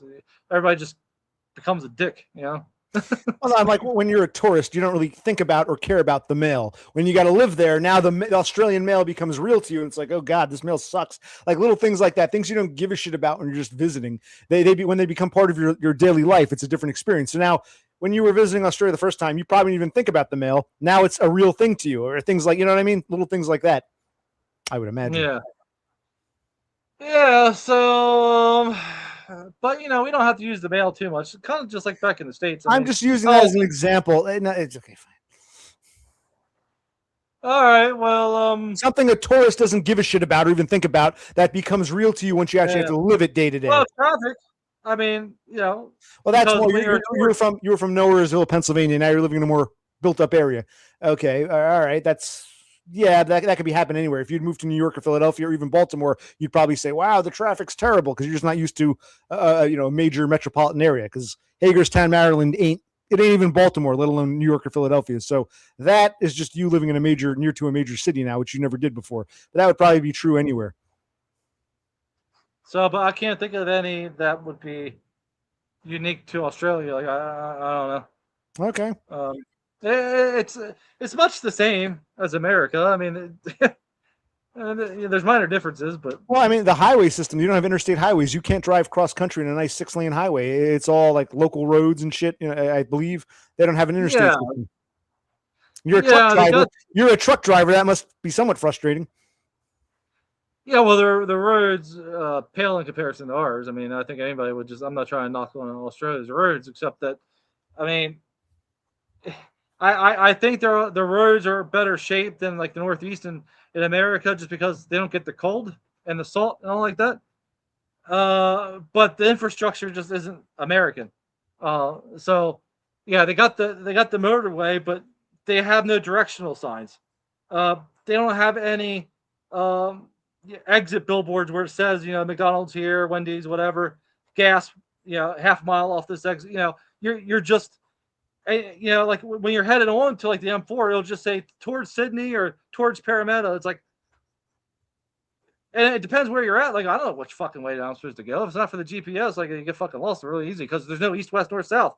It's just towards this city or that city.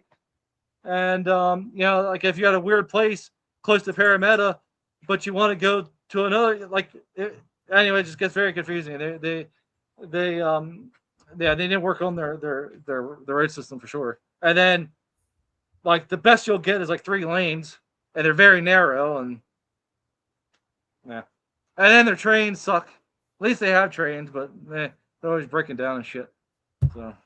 And how large a radius with your job? How far would you say, like a 20-mile radius, 40-mile radius, 100-mile radius? Like, how's the furthest out you have to go? Would you say? Well, it's interesting you say that because we found out where DBF lives, and he lives in French's Forest, and I go out there at least once a week. And so, wait, French's Forest, that's also known as Forestville. That's about 10 miles inland from Manly, I believe. Is that what you're talking about? Man, you're pretty good with this Australian geography. Yes. But yeah, I'll go up there or over there, then up like northern beaches, like Avalon Beach. We'll go down anyway, all over. I don't know. Whatever. How'd you find it? I'm curious. How'd you find out he lives there?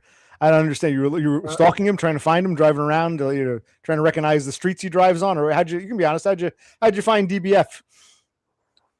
Yeah, I was watching a video of this, and he was showing his streets that he was on, and you can just tell it's Forestville because of the streets.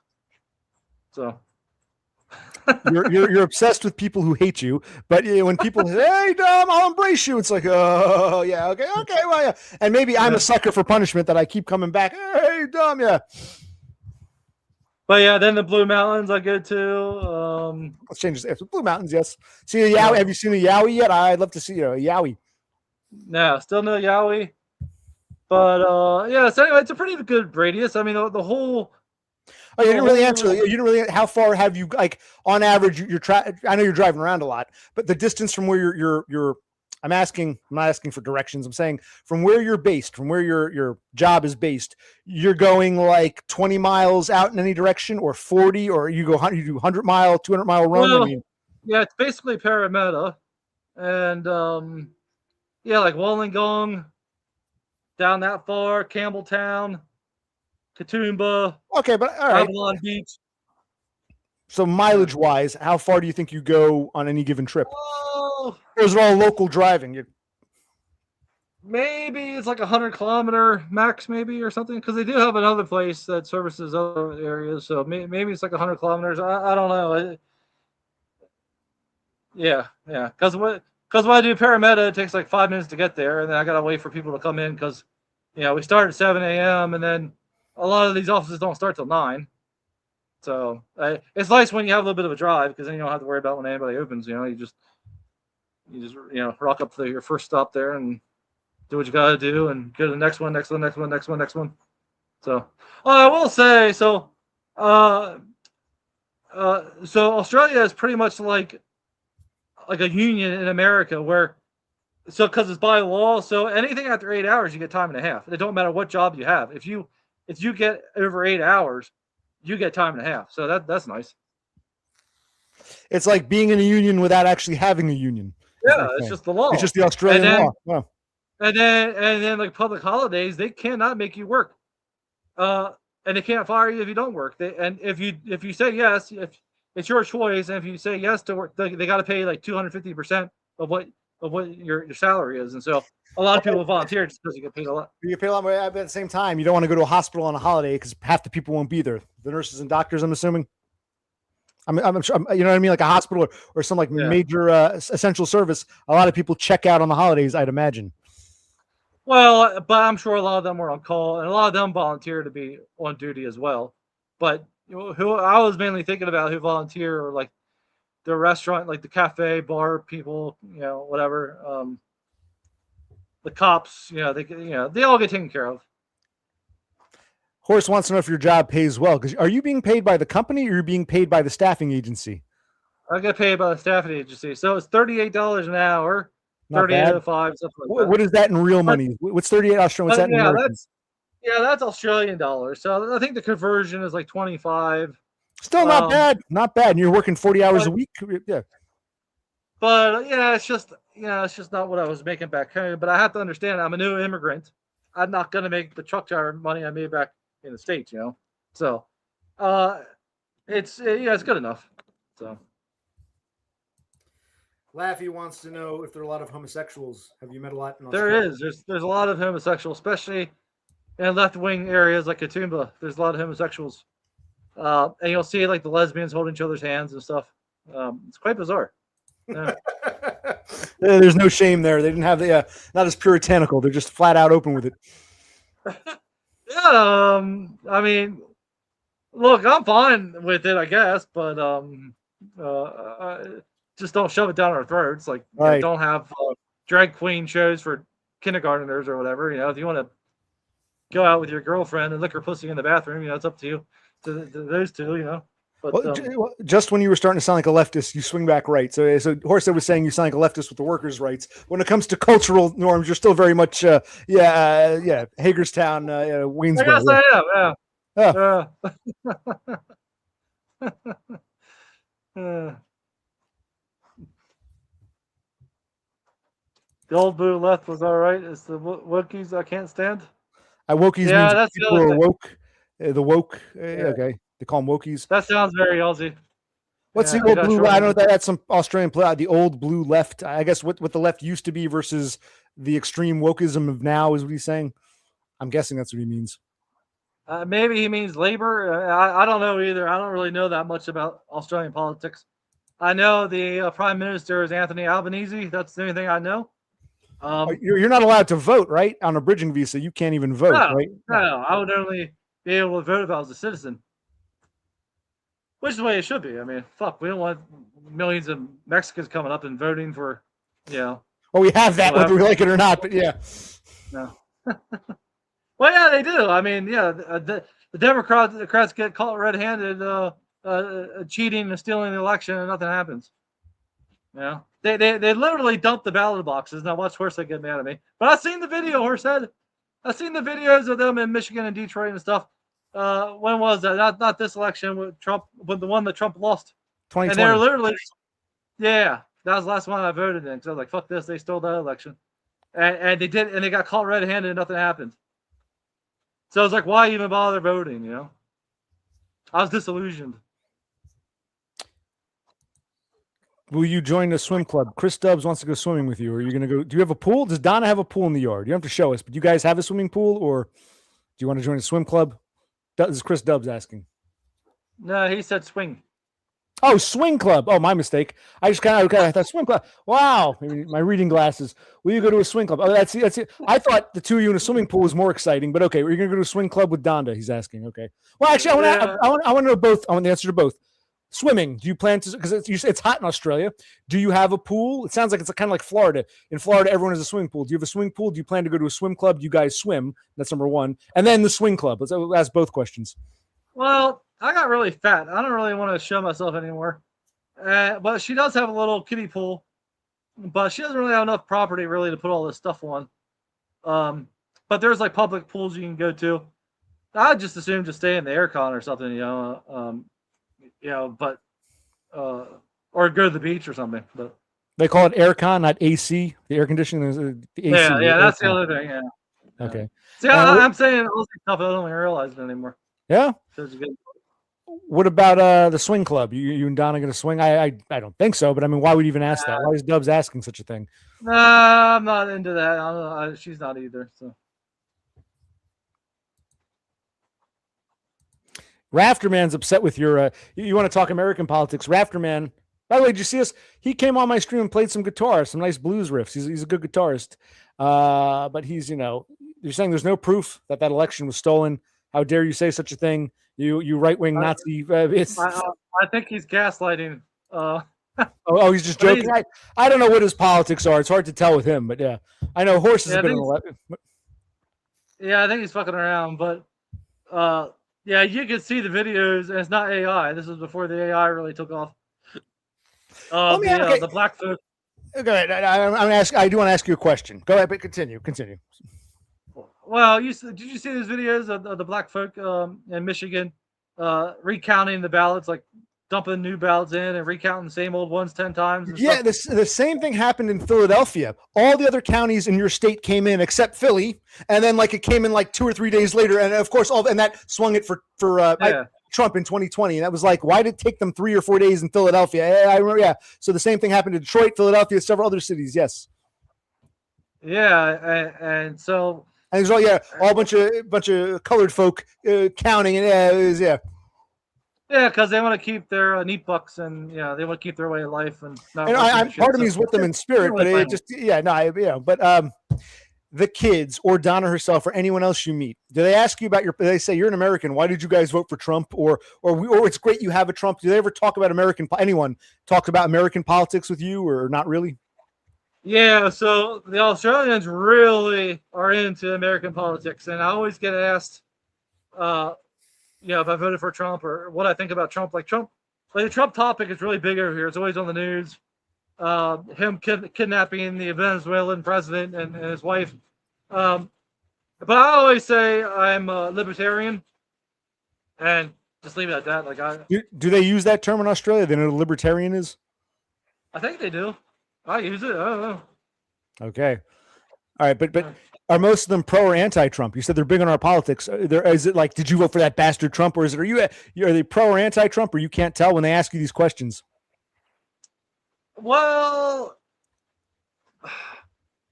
yeah, I'm not sure if they're pro-Trump or not, to be honest. But they all want me to talk about it. They all want me to say something about Trump, but I'm not sure if they're for him or against him. I don't know. Because you might say the wrong thing, you know what I mean? They might be anti-Trump. And you say, I voted for him. Well, I did vote for him the one time, but you voted twice. You voted for him in 2016 and again in 2020, twice. Oh yeah. But I just don't care about politics, Australian or American. As I've said many times on my prior streams, like your voting is meaningless.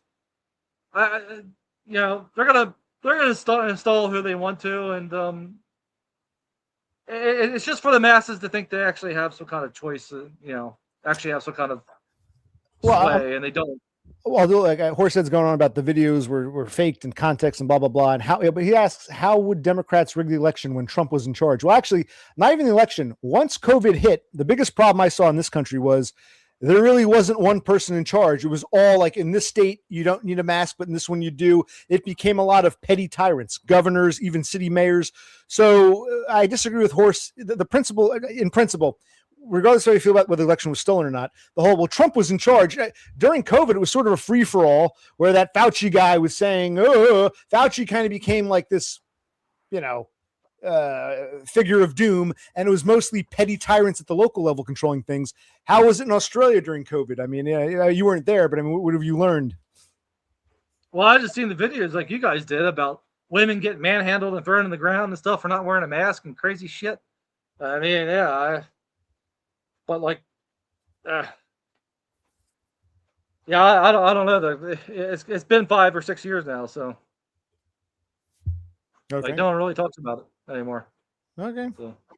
But it was just an example of how it doesn't matter who the president is. You can have petty tyrants. Right down the road, the mayor is saying, it was like COVID was like a blank check for local people to go nuts. And that could spill over into other things. So you can't just point to the guy in charge, the president, because there's tons of petty tyrants before you even get to the president. I just want to point that out. That's exactly right. Right. And each precinct, they had king of the pond, the little pond. Yes. That's what I mean by petty tyrant, the king of the pond. Yeah. Yes. Yeah. The big fish. Yeah. Yeah. And they were going to make sure their guy won. Right. And they're the ones preaching about democracy when they're the ones usurping it. So, but whatever. This is the way tyrants are. They rules for you and not for them. And, I should run for president of Australia. That would be fascinating. Me in charge of the. Who you said the governor is who? The governor of New South Wales. No, it's the Prime Minister of Australia, Anthony Albanese. Oh, they don't have a president because I know they do have a Senate. They have a screwy system. You can tell me about it. It's a British. They're part of the Commonwealth. Do they call it Parliament? But even though it's Parliament, instead of a House of Lords and Commons, they do have a Senate and something. I forget how it works. They took the American term Senate. Australia has a Senate in their. I forget how it works. Someone can explain to me. James, you're in Australia now. Yeah, Donna would have to be here to explain it because I really don't. I don't know any more than you. Okay. Well, because that's the only thing. I'm not sure what the terms are because the Canadians have a full blown Parliament. Australians have a weird system where they do have a Senate. They have senators like we do, but I don't know. Whatever. But where is Donna, by the way? Is she still cycling? She was doing some DIY stuff earlier, so she's probably still doing that. Man, it really got dark all of a sudden. Can you tell? Mm-hmm. We can tell when James doesn't like the subject. He starts talking about the weather. Wow, the rain! Oh, the darkness! It did. It really got dark and all of a sudden, but no, she's inside. So wait, is it because right now it's like 4:15, 4:15, right in the afternoon? Is it usually this dark in Sydney in the afternoon? No, or is it clouds. No, because it's a thunderstorm. It's raining and stuff. So cloudy. Oh. You're sure she doesn't want to join us for a moment and say hi? Because everyone's asking what happened to Donna. We don't know what happened to James and Donna. Are they still? People were wondering if you guys were still together. People thought maybe you broke up and that's why you deleted your channel. There were all kinds of rumors flying around. Yeah, I'm pretty sure she doesn't want to join. I could ask, but I could take a break and then go ahead. I'll give you here. I'm gonna take a minute break. You can I'm gonna get iced tea. You can take a break. Come back when you're ready. Let me know if you want to come on. That's fine. But we're happy to have you here, and I won't keep you forever. But it's good to see you because it was abrupt. I think people didn't like the abruptness. We like more of an explanation. Well, I do. All right. Well, I used to do that. I would make a video and cry about, whatever, and then I'm going to take my channel down. Boo hoo hoo. Where now I was just like, fuck it. Yoink. Yeah, there was no warning. We're like, if you'd been crying in one video, we'd say, okay, we saw this coming, but there was no warning, so we thought the worst. We were scared. We were scared. You todded us. Todd can do it. You can't. You todded us. You pulled the Todd on us, and that doesn't work when it's James. Okay. Well, I'm sorry. Go take your break. I'm going to get a nice tea. Go ahead. All right.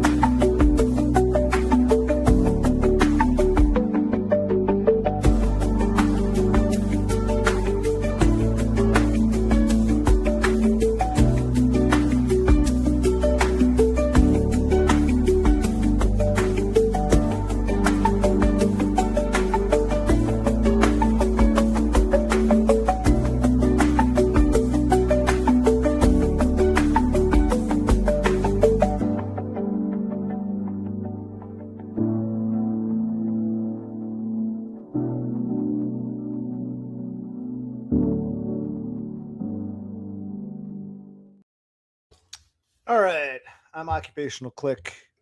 We were having a nice chat with Depressed Unwanted Man, or the former YouTuber, formerly known as Depressed Unwanted Man. He might come back for a little bit or not, but we it was nice to see him because people were asking where is he, and we got him on. That's cool.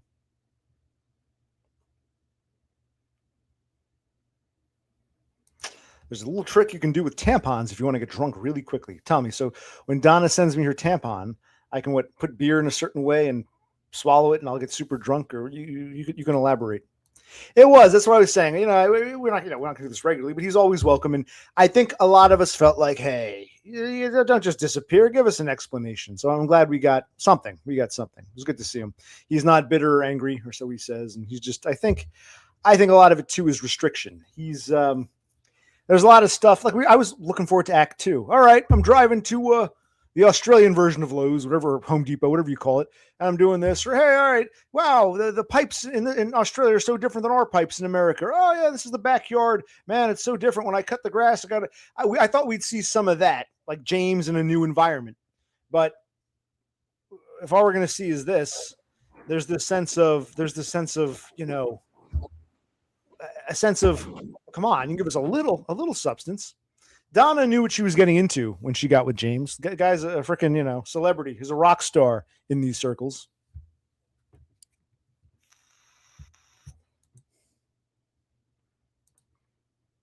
Yes. Bunnings or Bunnings.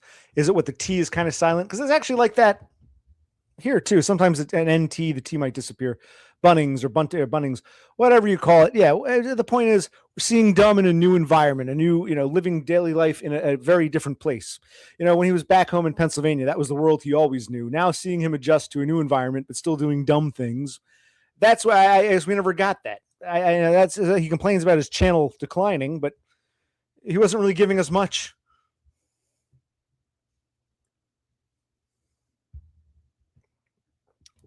I'm guessing Fred Meyer is I guess it's a chain out there. I never heard of it. Doesn't exist in the Northeast. As far as I know, I guess it's a Pacific Northwest chain. But the Fred Meyer is much bigger than the Walmart. That's cool. See that? Even when you live in a big country, even within your own country, different regions have different, peculiarities. Oh, it's a grocery store. Well, see, here's the problem. While a lot of super Walmarts do carry groceries and people do shop there, I don't really see Walmart as a grocery store. So you're trying to compare a grocery store to a Walmart. This sounds like a really big grocery store.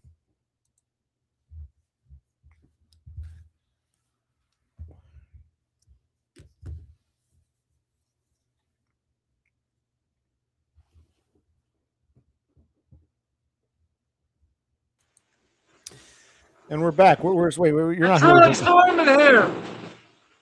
You hear that?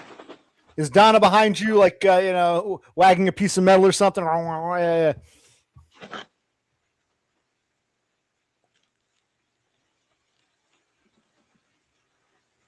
I really can't see the rain. Okay, now I see some droplets. Okay. That doesn't look like a deluge. It looks like a little rain. Not a downpour. You're exaggerating. It's pretty bad. The dog's freaking out. It's all right, Billy. Well, why don't you put Millie inside and bring the other dog outside? Oh, you know what?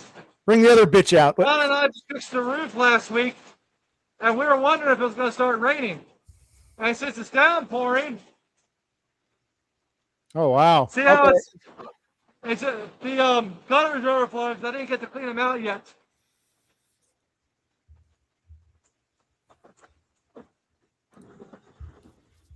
Yeah, they're all overflowing. Java Cool Man says hi too. Another one who missed you, James. I can't. Come on, pay attention to me, not the rain.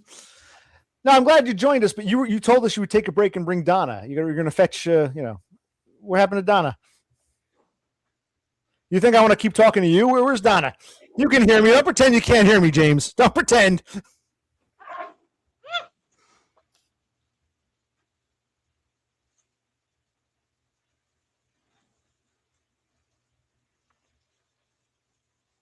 Hey, let me get my headphones. I can't hear shit.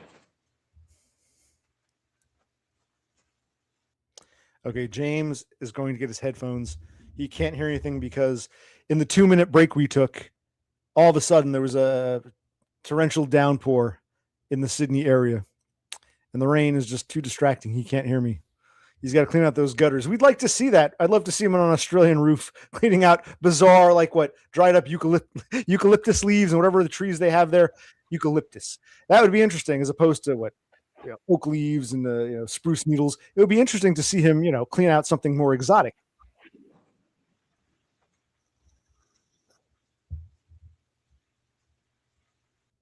he can go back for his headphones, but not for Donna. So, all right. So we're talking to James, who has deleted his channels, but is coming on to just tell us how life is and how he's been. And he says all is well. He misses us all. It was nothing personal against any one person. It was a combination of things, he says. And yeah.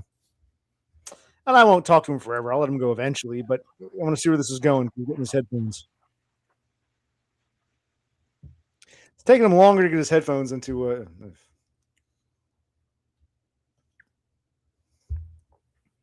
But I guess we're winding down. You get to that point where you feel that natural wind down. We got almost 2 hours. We got to see Brother Click. We got to see James again. Oh, there he is. Can you hear me? Can you hear me now? I'm trying to figure out how to put these on. James has never worn a pair of headphones before, so this is going to be complicated. Okay.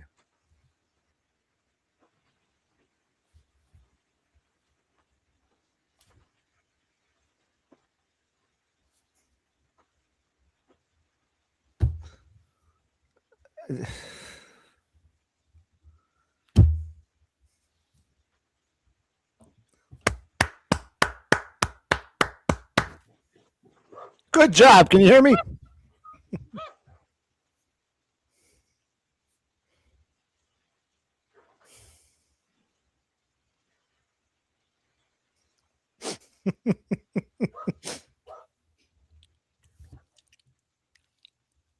But all of a sudden it stopped. What stopped? The rain? Yeah, the storm. Yeah. Well, I'm glad that, Wow, that was crazy. that And was. It's not raining inside, so we must have fixed it good. We did. I turned it off for you. I got the control All right. panel. I said, make it stop raining in Sydney. I took care of it. All right, thank you. I know those Yeah, I couldn't figure out headphones. how to- Yeah. I couldn't figure out how to make this work, but figure it out later. Now you're gonna get Donna. Where's the lady of the house? Oh yeah, she said just maybe next time. Oh, okay. Well, that's all right. Let's see here. A couple people. Chris Dubs. Dumb. How did you keep a conversation going with Donna in the early stages of the relationship? He needs help with the Riz. The Riz.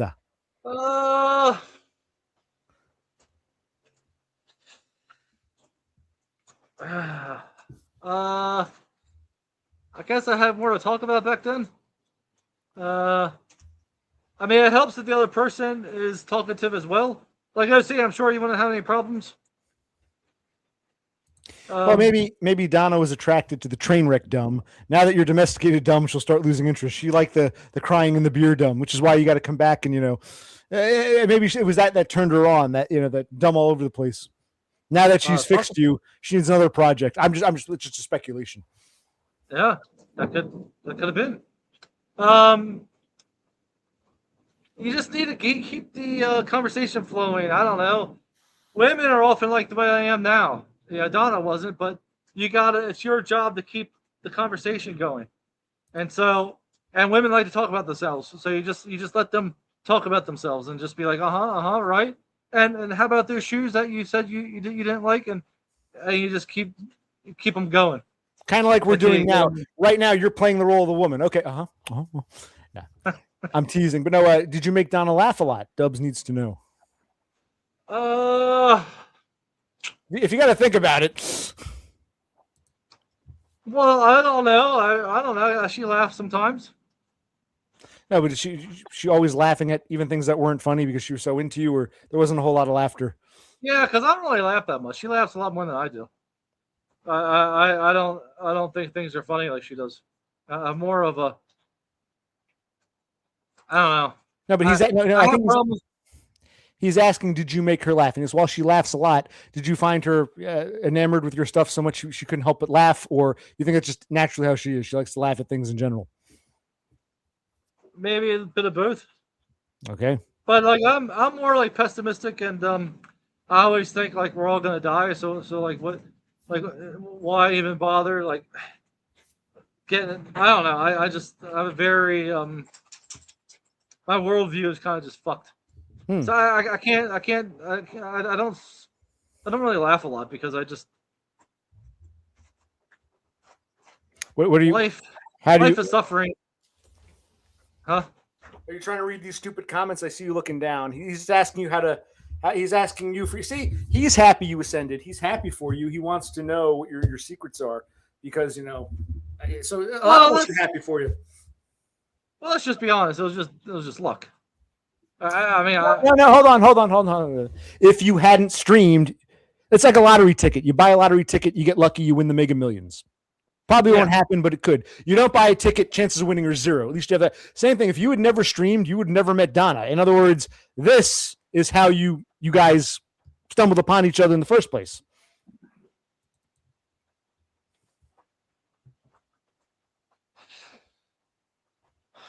Can you hear me? Yeah. You act like you can't hear me. Why? Well, no. I mean, yeah, you're right. I mean, I streamed but a lot of it was luck. So you just got to get lucky, like James, or you got to be a Chad, Yeah, like James. I mean, Guys like Chris let's Stubbs.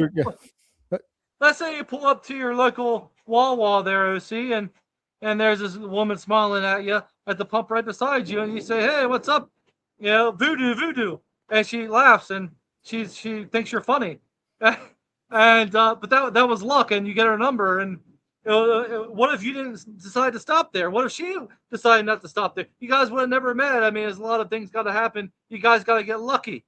Right. Well, gotta be at the right place at the right time. Well, Denmark guy is correct. I'm one of the most unlucky people on the planet, but it wasn't for me. It's Chris Dubbs who's asking you. A fellow Australian, a fellow Aussie is asking you because he's a bit younger than us. He thinks he's old, but he's only 32 or 33. He can still bounce back faster. He still has time. He's asking the older generation for some advice. So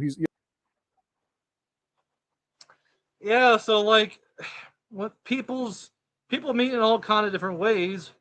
And like, what are you supposed to do? Stream on YouTube and hope Adana shows up? I mean, I guess that's one option. I mean, you always get the advice to go to church or go to a bar, or maybe you'll meet someone at work, or on the subway, or or at Bunnings. I mean, I don't know. I mean, I think you got to get really lucky when you're our age, even though he's not that old. Like Todd always said, you get out of high school, you get out of college, and you're kind of fucked because it's hard to make friends, it's hard to meet new women. And after college, most people meet at their work, and if you work from home or something, you're really fucked because where do you meet these women at? And so, I guess always be ready. Always looking up, smiling, see who smiles back. Yeah. I don't know. Can you refresh me? How did you meet your first wife? How old were you? How old was she? How did you guys meet, you and your first wife? My sister worked with her and she set us up. And you were roughly how old at the time? 29. And she was the same age, or? She was 25, I believe. Okay, so you're both in your 20s. She had the kid already. She was married before. No, she didn't have a kid. She didn't have a kid? No. Oh, that's right. You met, then she had a kid, then you got back together or something like that? Yeah. Well, how old were you? Okay, so you dated for a bit, broke up. She had a kid. How old were you when you decided to get married? That must have been much later. Was it 37? Okay. I think. So it was less than 10 years ago. It was about 7-8 years ago. Okay. And then Donna and I met, 2 years ago? So, I mean, it ain't over until you're dead.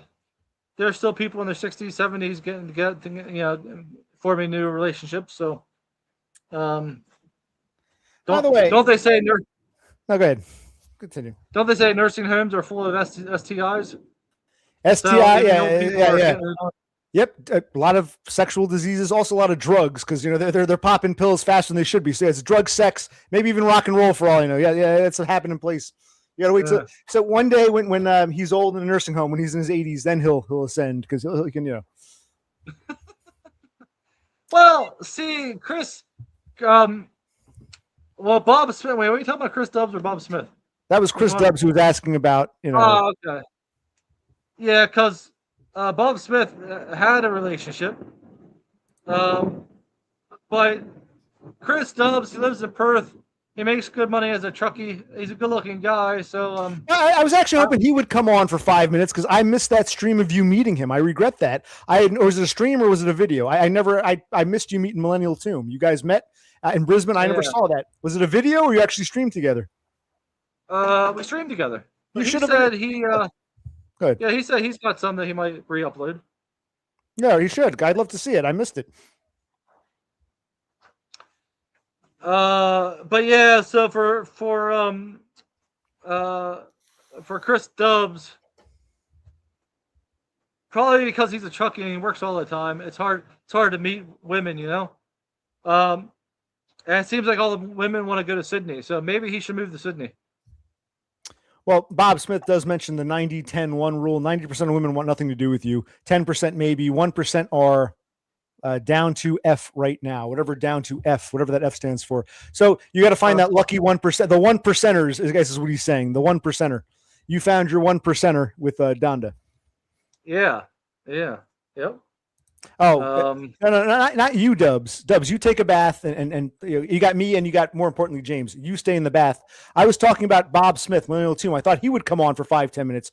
Dubs, you did your part. Stay in the bath. Take your bath. We'll talk off camera later. So Chris Dubs is in the bath right now. A lot of people watch me while showering or bathing. But I thought, yeah, Bob, I missed that. I feel bad. I would have loved to have seen that. I think that would have been an interesting stream. But see, that's how little you were following me, because you even missed that, or was I just uploading so much that you just naturally missed some stuff? I naturally missed it. You were uploading I was trying to keep up, and I was working at the time. I was trying to watch everything that everyone probably got lost in the shuffle, unfortunately. Okay. One of the more interesting ones. Well, then I was trying to do the once a week stream, and that didn't really work either. But like Todd, no, hold on, stop. You wanted to do once a week stream, but you yourself weren't keeping up with that. It was you who wasn't keeping up with that. So don't say it just didn't work. Well, you were. I wasn't getting the support though. Like at least DBF has his true lovers and his butt buddies who come and hang out with him and give him stuff to talk about, because otherwise he would just sit there and stare at the screen, right? Well, I can't see doing that. I can't see doing a stream where I just sit there and have nothing to say. I don't have any butt buddies to give me stuff to talk about. What was that cheeseburger? It really was nothing to you. I actually took the time to meet you for reals, and you don't have any butt buddies. Okay, well, I understand. People you don't consider your real friends. Okay, I get it. But yeah. Okay. No, you're missing what I'm saying. You're not showing. No one's showing up, and so, right. You didn't have any support in your stream. You felt no one was there. You felt it was a waste of time.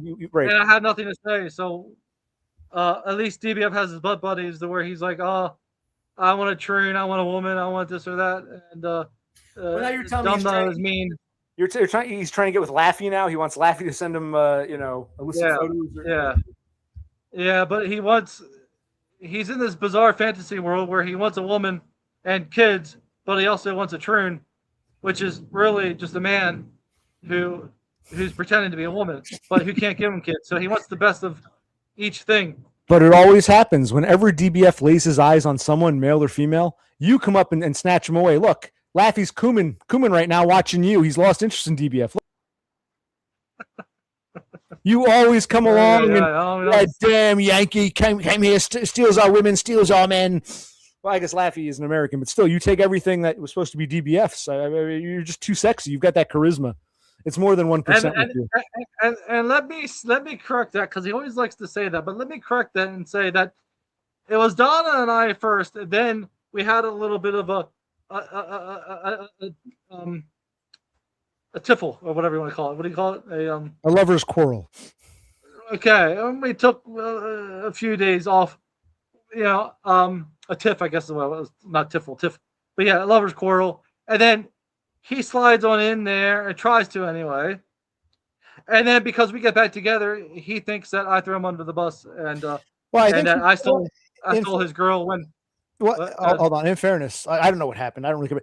He claims that during that tiff, that lover's quarrel, he claims that you yourself encouraged him to go after Donna. Like he said, "I'm done with Donna. If you want her, she's yours." I think that's what he claims. I don't know if that's true or not, but he claims that you said, "I'm done with her. If you want her, DBF, go for it." That's what he says. Okay, I may say things in anger. I might not really remember that, but I'm not saying I didn't, because if I was pissed off at Donna or whatever, maybe I said something like that. But the point is that she's fresh on the market. You know, we just broke up or whatever. Not even really breaking up, but we had a fight, whatever, right? And then you think this is the opportune time to try to get her. Okay, fine, whatever. I mean, I think I said something like, why not throw your head into the ring? You know, try. You know, why not? You know, see, give it a go, as they say. But she ultimately chose me, and so, but it was I was here first. He throws his head in the ring, gets rejected. I'm back in the picture, but now somehow I am the bad guy. I took her from him. It makes no sense to me. Look, I gotta say, you're bringing in people I haven't seen in like forever. Here's Aiden, the schizophrenic Canadian. You know, Aiden shaves. Aiden Art. Aiden from Ottawa is here. I haven't seen him in my God, months.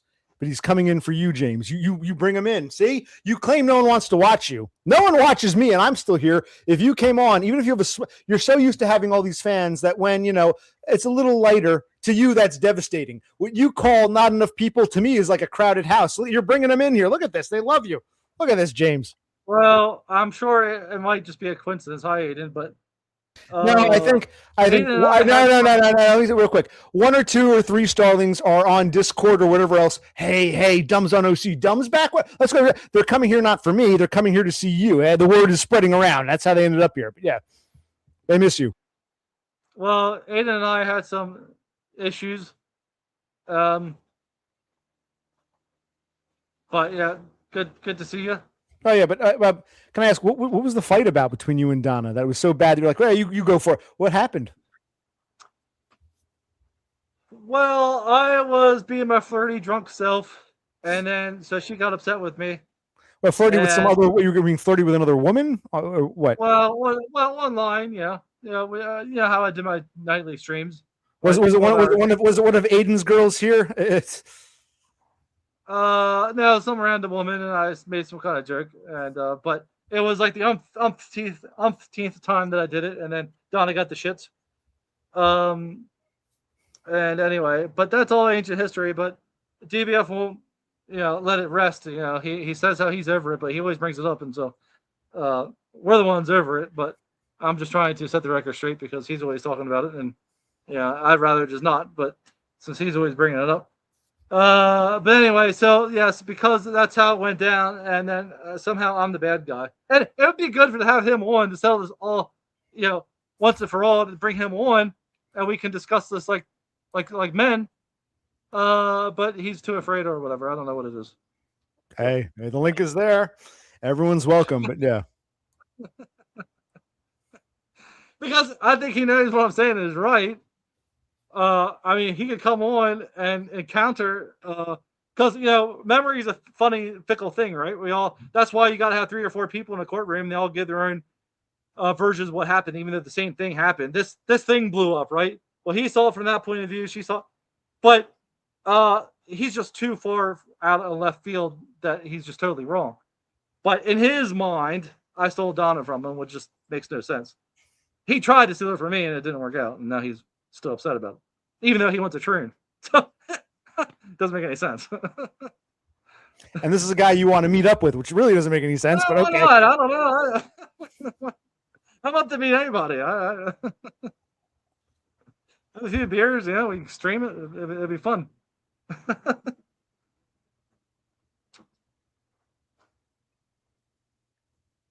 Well, we might be winding down now. Everyone's gotten. Oh wait, Aiden has something to say. James bashed my Peach, so I bashed James a year ago, but Peach and I don't chat anymore, so it's all irrelevant. Was Aiden interested in Donda as well? What's all this about? I believe he's talking about vegan dolls. So Aiden and I used to talk on Discord and stuff, but vegan dolls and I had it. Well, he thinks that I got vegan dolls canceled or something. I don't know exactly what it was. Is that what you're talking about, Aiden? And then he thought me or one of my people like struck her channel or something, and then she wasn't going to stream anymore. And I was like, dude, she's still going to stream. Don't worry about it. And I was right.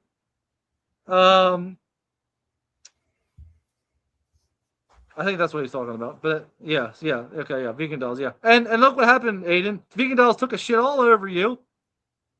She hates everybody except for like the most degenerate, like DVF and who's the other one who dresses like a woman? I don't even remember, but yeah, she likes all the degenerate types. So if you're any kind of normal guy, she's not gonna like you. So Aiden is one of the most normal people here, so I mean, game over for him because he's super duper normie. But why did Aiden think you were to blame? Because did DBF tell him it was Dumb's fault? He goes after all the girls or some shit. Like, why did Aiden think it was your fault? I don't know. I don't know. I really don't even care. But it's funny, I mean, because all these people get upset with you and you say it's their fault. I still remember that time you banned me out of the blue, and I'm like, whoa, what did I do? So maybe you're a bit impulsive. Maybe you are being a bit dickish to some of these people because I've experienced it. And it's like, well, yeah, I was like, I was hurt. I was like, what did I do? So maybe you do lash out. I do. And I apologize. I don't know how many times I had to apologize to vegan dolls. And I never got an apology back from anybody, you know. Well, I'm sorry, Dumb. I'm sorry that you never got an apology. I'm sorry. Does that count? I am sorry, James, that you never got any apologies from any of these your real friends. I even apologized to DBF way back in the day. And that got me nowhere. You know, it's like I realize I get upset and impulsive and angry and I lash out and I say things that I don't mean a lot of times. But then I'll come back and apologize for that. And yet no one ever treats me the same. Everybody just either they don't want me to accept my apology half the time. Well, Aiden says you were a total dick for poking fun at Peaches, but he's giving you an apology right now. All right. Well, apology accepted, Aiden. I think he apologized to me once before, and I accepted his apology. Well, you just said no one's ever apologized to you. Now all of a sudden, oh, well, Aiden apologized. Yeah. Maybe part of the problem is you have selective memory. People do apologize, and you tune that out. I could you be part of the problem here with your, not remembering when people? Maybe. What good's an apology if you're not going to remember it? My memory does suck. But I do know that I say things like, Vegan Dolls has a pancake face or something. I say something crazy. And then I gotta say, oh, now I sober up and I'm like, oh, I shouldn't have said that. I apologize about that, And so, yeah, people rightly get upset. But if I apologize, shouldn't that? Can't we all just get along then? Like, Actually, that's one of the things I miss. I actually loved Drunk Dumb just running his mouth. I thought some of the things you said were brilliant. Some of your most brilliant points, which have been lost to time now. Thank you for deleting. Some of your most brilliant points when you were just drunk and rambling and ranting. You would say there were some kernels of wisdom in there that I miss. And so I think some of us actually enjoyed that. Maybe some people got their feelings hurt, but that's the kind of shit I loved. I said, oh, this guy, he's drunk as a skunk, and he's saying some great shit here. I liked it. Yeah, and Percy liked it too, but like, I can't be like I just can't. I don't have it in me anymore. Like I don't know.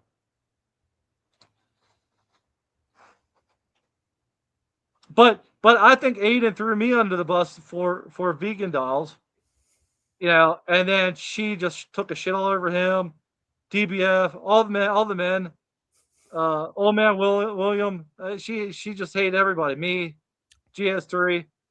She hates every man except for the couple of degenerates. Well, I shouldn't have said DBF. I think she likes him because he isn't. Wait, DBF is kind of a degenerate. You said before he's queer in the queer sense of the word, so that's fairly degenerate to me. Yeah, so they might get along.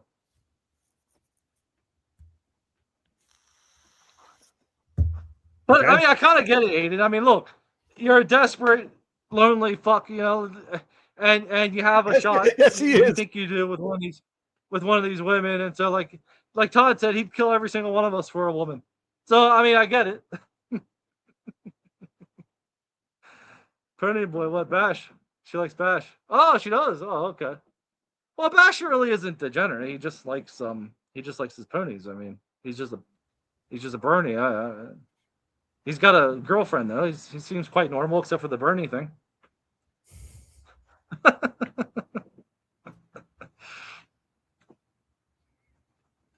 But yeah, she never liked me.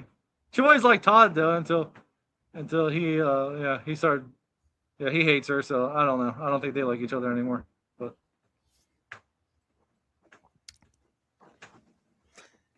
But Aiden wants to apologize, and he hopes you remember it. He feels truly sorry that he turned on the great dumb.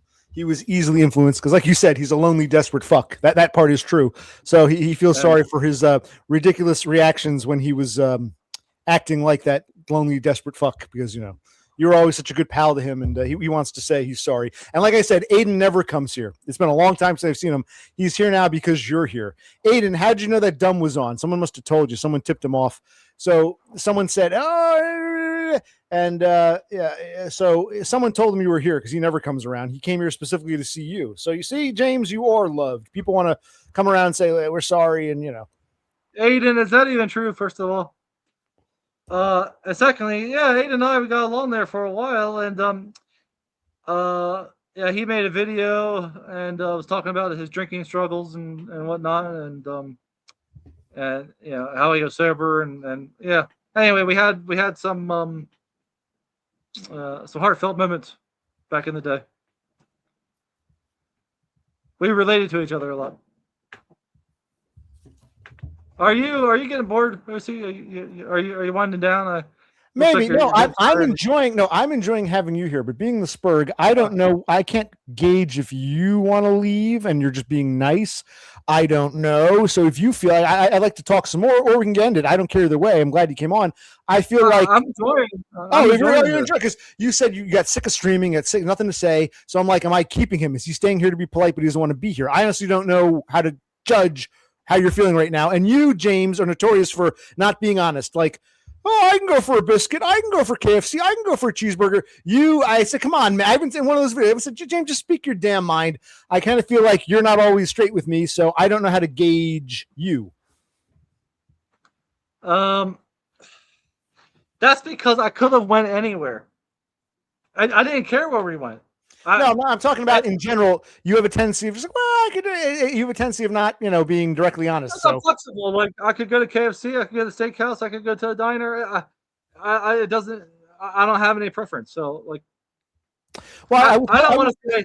Yeah, good. I don't want to say let's do this if you have your heart set on something else, because I'm easy. So if you want to get a pizza, well, let's get a pizza. I can eat pizza. If you want to get a steak, we can do that. Whatever. Well, I was hoping Bob Smith, your buddy, would call in for 5-10 minutes and just say hello for old time's sake, but he doesn't seem to want to do it. I'm a little taken aback. He's asking who else is going to call in, but I thought he would call in, but oh well. Bob Smith, you can just show your avatar. You don't have to show your face, right? Right to see. I know you have. I'm curious. Why is he afraid to show? He streamed with you. He showed his face. He doesn't like showing his face, or he only shows his face with certain people. Well, no, he never did before until he was on my stream. It was surprising that he didn't mind going on. But you have that, like I said, that charisma. You're that 1%er. You've got that magnetism that makes even men want to.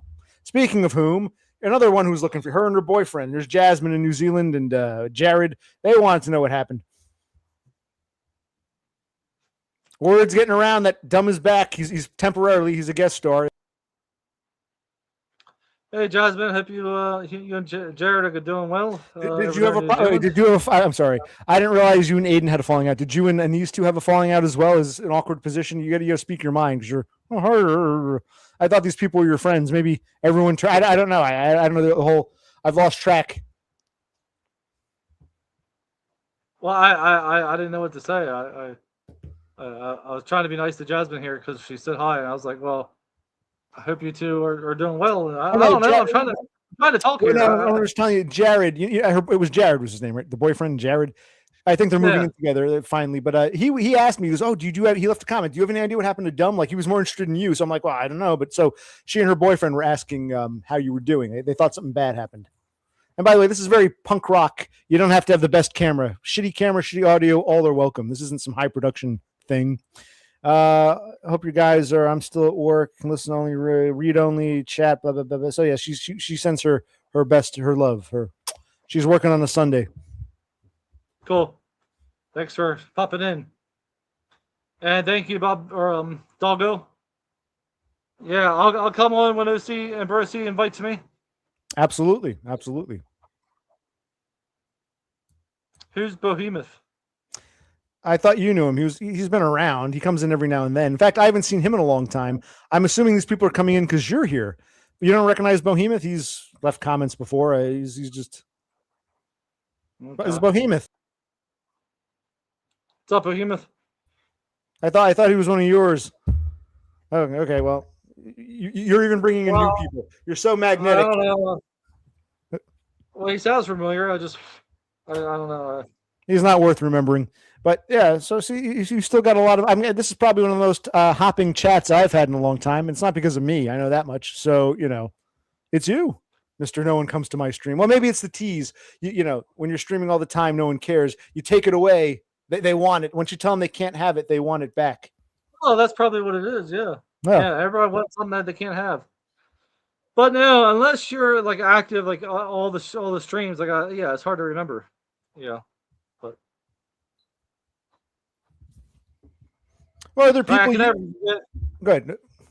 I could never get Bob Smith or Jasmine or Laffy or Lucy. Oh, because we weren't showing up enough. Oh well. But yeah, it seems like a pretty lively chat today. Because you're here, it's you. But I mean, who do you keep in touch with offline? Like we talk occasionally. You say you talk to I forget who else you mentioned. You keep in touch with Denmark guy. You keep in touch with a bunch of people. No, only Denmark guy, Dev Pike, and Sex Addict. Jasmine once in a while. Horsehead sometimes. I think Bob Smith, we did have each other's phone numbers. We might have lost them. Yeah, I don't know. So there's a handful. And then GS3, I used to talk to him every day, but he pieced out on Discord. But I got an email from him this morning. So I don't know. I don't know what happened to him, but he deleted his channel or something and left Discord. I'm not sure if he. Well, what did the email say? Well, he wanted to know what happened to my channel. Okay, see, so even he misses you, but but he never. But I sent a bunch of texts on Discord that he never returned, and so I don't know if he just left Discord or what. Or if he blocked me. Because you're in Australia, maybe a lot of your American fans were missing your streams because of just the different times you were on. So they'd go back and watch them. So you'd feel no one's here when in fact people were working or asleep or whatever, and they would want to catch you later. They'd want to watch your streams later. So you saw it as being abandoned, whereas it was just a different, you're a much different time zone, like 14, 16 hours ahead of a lot of Americans. So you know what I mean? Like it was a time change. I don't buy it because I would stream like 9, 10 o'clock my time, which would be like 6 or 7 p.m. over there. Now, because I used to stream for a longer period, yeah, I'd get more people on throughout the day. You were only there for 5, 10 minutes, whatever. And then they might come back later on in the day, whatever. But back in the day, it wouldn't matter who was there because I had so much to say. I just don't have anything to say anymore.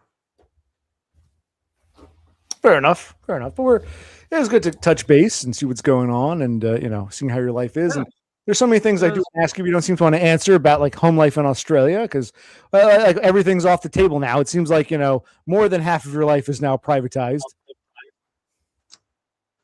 Well, the reasons for this. I mean, I'm not in a relationship with myself.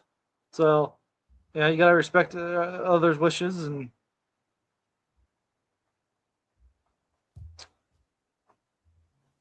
so. Yeah, to an extent, but we still want to know how James is. What's it like, James, waking up every morning with these 2 kids there? What's it like having to work in a different country? Little things like that, but it seems like everything's, they might find out where I'm working or that I'm streaming. It seems like is everything, I guess, top secret. How do you go about becoming a citizen? Tell me, you're on a bridging visa. What's the partner? You don't have a partner visa. It's a bridging visa. You got to get a partner visa next. Yeah, so you apply or I apply when one applies for the partner visa, you're applying for all of them at once. So you're applying for the. So the process is you pay the gobs of money that they wanted for the partner visa. You get issued the bridging visa immediately. After so long, you get the temporary partner visa, which I still haven't gotten. And once you get that, it takes 2 years And then you get permanent residency, and then it's like a year or 2 or 3 or whatever after that where you're eligible for uh, to apply for citizenship. So it's at least a 5 year thing, and then I could have dual citizenship. I could be American and an Australian. So that'd be neat. Well, if you marry Donna, you don't automatically become a citizen of Australia. No. But what about her? If she marries you, it'd be easier for her to become an American?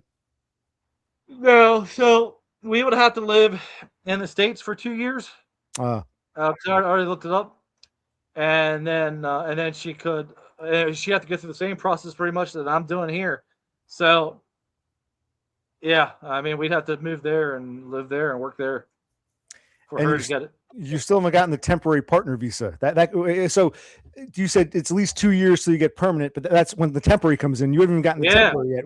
When does the temporary No, come in? so they said it could be 3 months. It's been since September. So it's been like 4 or 5 months now, and still haven't heard anything. So there's no guarantee timeline on when you get these things. The only thing is 2 years after you get issue the temporary partner visa. It takes 2 years, and then you don't automatically get the permanent. You got to get these health tests, and you got to go through all the rigmarole, and then if you get approved, then you get the permanent residency. So it's it's a lot of bullshit they make you do when I'm not saying anything that Donna doesn't already know. If it wasn't for her, I wouldn't be here. Like I don't. I'm fine with like I'm an American, so like they're making it difficult, and it's like you're. Why are you making it difficult? I don't even want to fucking be here, really. It's like. You know what I'm saying? I mean, I gotta do it because she's here, but it's like I'm an American, goddammit. Just give me the permanent residency. Like, what's the problem? Why are you making it so difficult? If I was from Sudan, or you're a refugee or something, I mean, make it difficult. But American, Canadian, why put us through all this for when we already have it good where we're from? We're not trying to escape anything or anything. So, Well, Bob Smith asked an interesting question. You got to pay tax. I'd imagine you got to pay taxes this year for tax year 25 because you were still working in America in 2025 and you sold your house. You got to file income taxes. No. Yeah. Well, so my house, there's no tax on that. Really? I thought it was considered income for the federal government. No. No, not your primary house. If I had a secondary house or something, and I sold that, then that would be like capital gains. So there's no tax on your primary residence. I should get some back because I paid like I was making $100,000 a year for a part of the year. I got all that payroll tax taken out every week. But yeah, I gotta get a tax guy because I'll get double taxed if I don't do it right. So we have a reciprocal agreement with Australia and the United States and with Britain and whatever, to where if you live, even though I'm an Australian or American citizen, if I live and work here, I pay Australian taxes. So basically, it would cancel out the American tax I owe. I still have to file, but because I pay Australian taxes, I get like a credit for what I would owe in America, so I don't have to pay anything over there. But I still have to file. You have to file wait, you have to file every year or just this year? Yeah, every year. Yeah. Because you're not going to have any American income whatsoever next year. But it doesn't matter. They tax everything that's worldwide. But again, because I pay Australian taxes, it should zero out.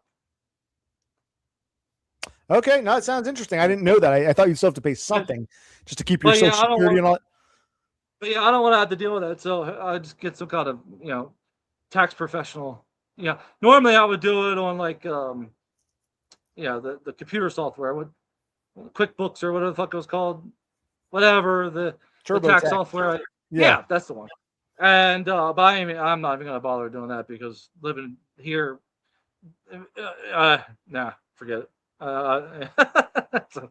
The house and yeah.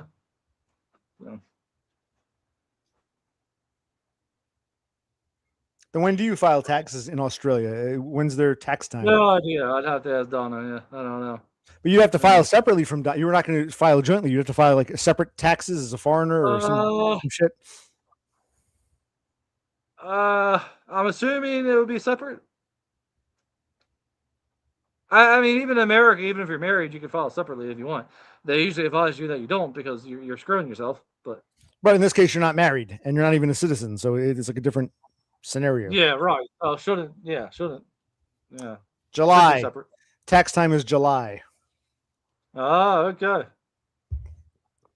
And you got to pay both the Australian government. You also have to pay New South Wales. Is there like a state income tax?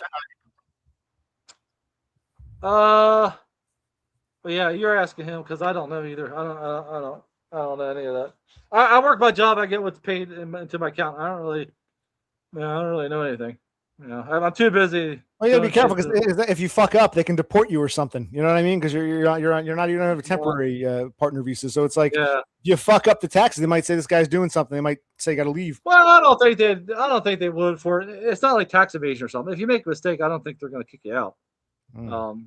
They kick you out if you're a criminal or or if you're unhealthy, if you need too much stuff. Then they're like, oh, you're going to cost too much. You got to go back. But as far as like tax, I think it'd have to be like tax evasion or something. I'm actually going to switch gears for a moment. I asked you about your parents and your coworkers. Have you heard from any of your neighbors back in Waynesboro or Zillinger? Have you heard from like Chris or the parents across the street? Anyone say anything about the people who bought your houses? Have you heard from any of them? Anyone say, how's life in Australia, James? No, I haven't talked or texted Mike or Cindy at all. It's something with the Australian phone. I texted them a bunch actually, but they never text me back. I don't know if they can get international texts, but I texted Chris through Facebook a few times, and so he seemed to like the new neighbor, but he never texts me unless I text him. So it's one of those kind of relationships. So you really don't communicate with anyone in this country anymore? Well, I mean, it's kind of like just like when I was there. I mean, it's just there's an ocean between us now. So no one gave a shit before. They don't now. That's why it was easy just to sell the house and leave because it's like, as I said 100 times, I had nothing there. So. Wow. Oh. What do you miss the most? Well, go ahead. I want to hear what good. Well, what about you, OC? I mean, you have your brother, but you don't even own a house. I mean, it'd be easy for you to move too. I guess. It's not like you.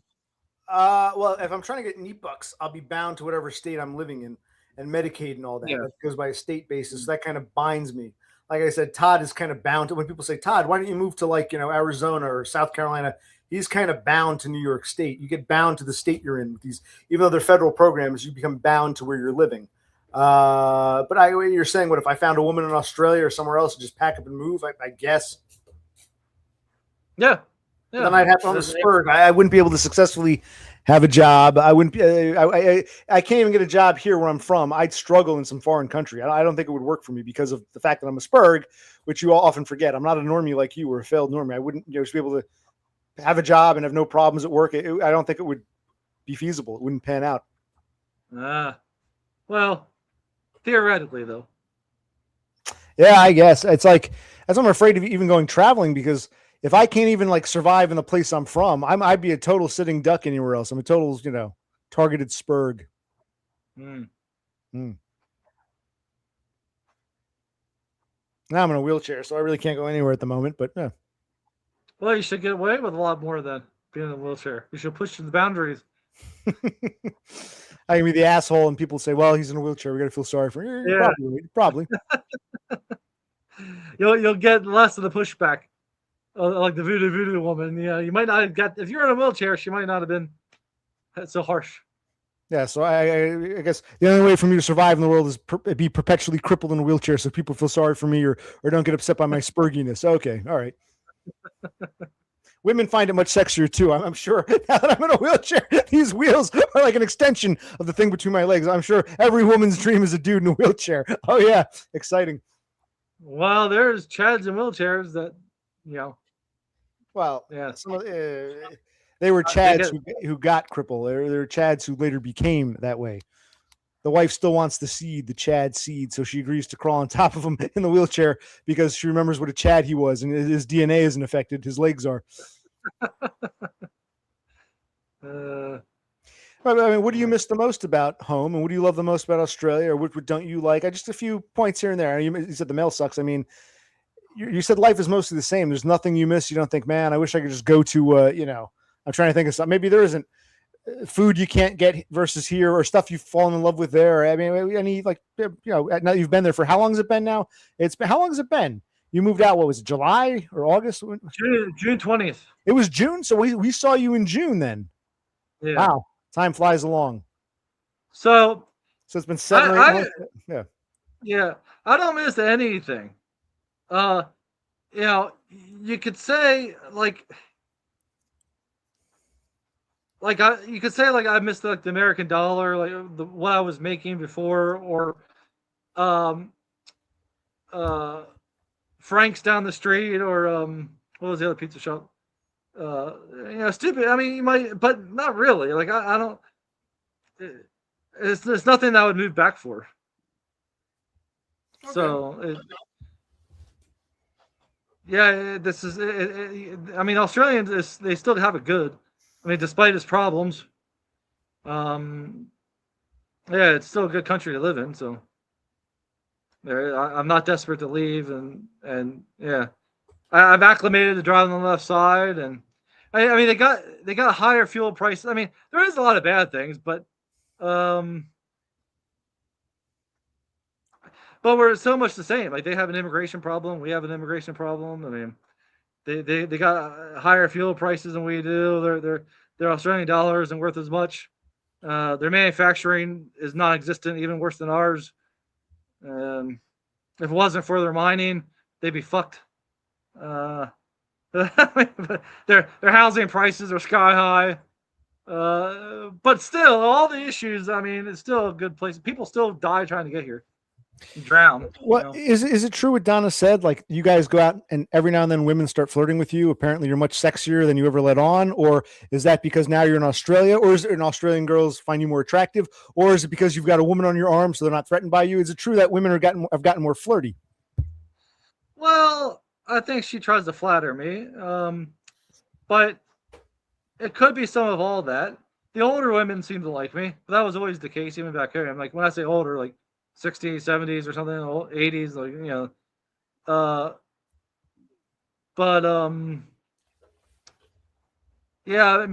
maybe the accent helps or something. I don't know, but I don't really see it. I mean, maybe a waitress or something, but I don't know. Maybe because she's with me. Who knows? But it's not like swarms of women are attacking me and wanting to date me or suck my pee-pee or something. Well, Donna, you got to tell me, Donna's daughter, hot or homely? Hot or homely? I don't. Come on, man. Well, forget about her. She's like a step there. Does she have any cute friends who come over? You be honest. A couple girls, 18, 19-year-old girls come over. What? I'm asking about the daughter. I'm asking about the daughter's friends. Any cute girls come over and you're like, oh, hey. I would, if I were a stepfather with a teenage daughter, I'd respect the boundaries, but I would definitely check out the friends. And you know what I mean? He's telling me not to go there. I would definitely check out the friends. We can talk about the friends. Any cute friends? Or I'll take that. Silence means yes. Okay. What about Max? Any cute girlfriends he brings over?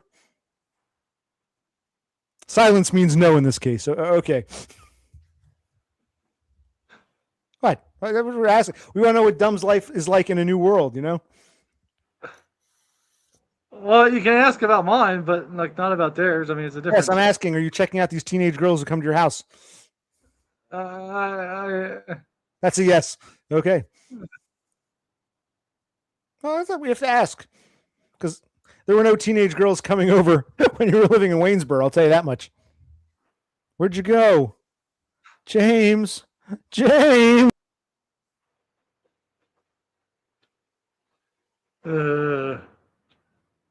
I'm still here. Well, I can't see you.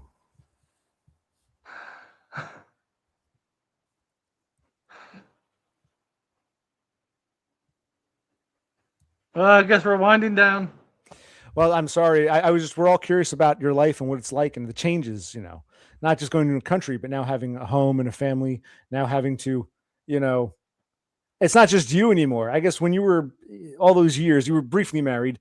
It was basically just you yourself, and you. And now, like you even said, you're worried about privacy concerns because there's like 3 other people. So it's seeing James transition into a family man, which I think fascinates some of us because we knew you before you even knew what being a family man was. So that it's an interesting change. The metamorphosis of dumb. Yeah, I'm the family guy, I guess. Yeah. Yeah. Leave me alone. I'm a family man, and my bark is much worse than my bite. Was that Hall Notes, I think? No. Are you coming back on? What's that? No. Are we winding down? You coming back on for a few last questions? I'm curious, because you seem to have lost weight, and you're not drinking near as much. This whole time we were talking, I don't think you had one beer. No, I don't want to drink part of it. Well, okay, go ahead. Ask. Yeah, are you getting on the straight and narrow? Well, homeopathic. It's AIDS, man. AIDS. I got it in Waynesboro, they tell me. Anyway, no, I stopped. I wasn't drinking as much after my accident. I didn't feel the need to drink, or I'd have a couple beers and I'm done. As of late, I admit these past few nights I have been drinking more. I'm starting to get the taste for it again. So I think a lot of my weight loss is due mostly to not drinking. Possibly, of course, also I do eat, but it's like I'm not snacking as much as I used to because it's a pain in the ass to get in the kitchen to get a bag of potato chips. So lack of snacking and lack of drinking is probably part of it. Then again, it could be blood problems because I'm not moving around. You think not moving means you gain weight, but sometimes not moving means, there's a risk of a blood clot. So I don't know if there's some problem there. I do look gaunter. I look sickly. Maybe I needed all that weight on me. Unless you think I look good now. But yeah, I think it's just being wheelchair bound, but I have been drinking more. Also, I think I told you, I'm trying to adjust my pattern because I'm not getting anything done. I'm sleeping most of the daytime, waking up at night. I got to make phone calls. To me, it's Sunday morning for me. Sunday morning, Monday, I got to make phone calls. So I want to be awake. So I don't want to get drunk right now. It's 1:30 in the morning. If I get drunk now, I want to go to sleep in a few hours. I need to try to force myself to stay awake and sober so I can just stay awake into the morning and make these calls and then go to sleep in the afternoon or something. So I'm trying to adjust my pattern. So I haven't been drinking as much, but as of late, these past few nights, I've suddenly reacquired that taste for alcohol. And my brother hasn't been buying as much beer. He said, "You've been good. We're not drinking as much, but I'm tempted to get a beer. You're making me want a beer." Yeah, where are you? Why can't I see you? Look me in the eye when you ask me these questions. I'm that hideous to you? Look at me. Look at me. Oh, there she finally.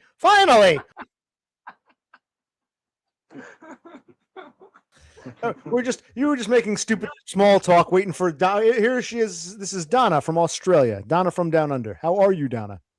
Hey y'all, how you doing? James was telling us that you're having a menstrual cycle thing. Even though you're over 50, this is what he told us. We don't know if that's. Well, anyway, we're happy that you lost weight. You're not drinking as much. I thought she told you to tell us that. Was I not supposed to say that? I don't care. It's just a natural part of life. Natural part of life. But you should be aging out of that soon, right? Because you're gonna be 51 this year. We were surprised. Not me, honey. Okay, I guess you're young and vibrant. I guess James is like the old guy here, but he's also very vibrant too now. He looks good. He's got the sun on him. And is it true, Donna? I was asking him, are women much more flirty with him? Is it the accent? Is it because he's got a girl on his arm? Is it because Australian women just love him? Is it true that women are getting more flirty now? Because he never had that at home, he says. But are women getting the waitress was? Well, I don't know what happened at home, but look, he does get. Yeah, he rolls his eyes. But yes, when we go into shops or a restaurant or and they try to sell me something. No, they're not even trying to sell him. He asks things and then they're falling over themselves to try and help this guy with the blue eyes and the American accent. He's tall, broad-shouldered. You know how it is, I see. I know exactly how it is.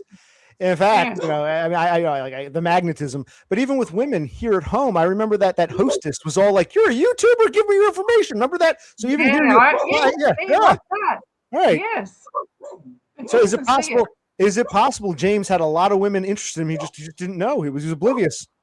That's what I said. I think he was a Well, mental where were all these women? I don't Well, know. that Because was, see, Donna, you're very lucky he was oblivious because he would have been snagged up by some American woman. He wouldn't be there right now. So you're lucky he didn't know any better. Yeah.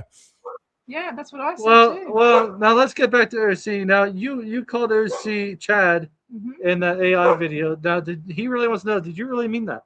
No, I didn't. No, Do you- Elton John called me Chad. Elton John called me Chad. So Oh, okay. yeah. So but no.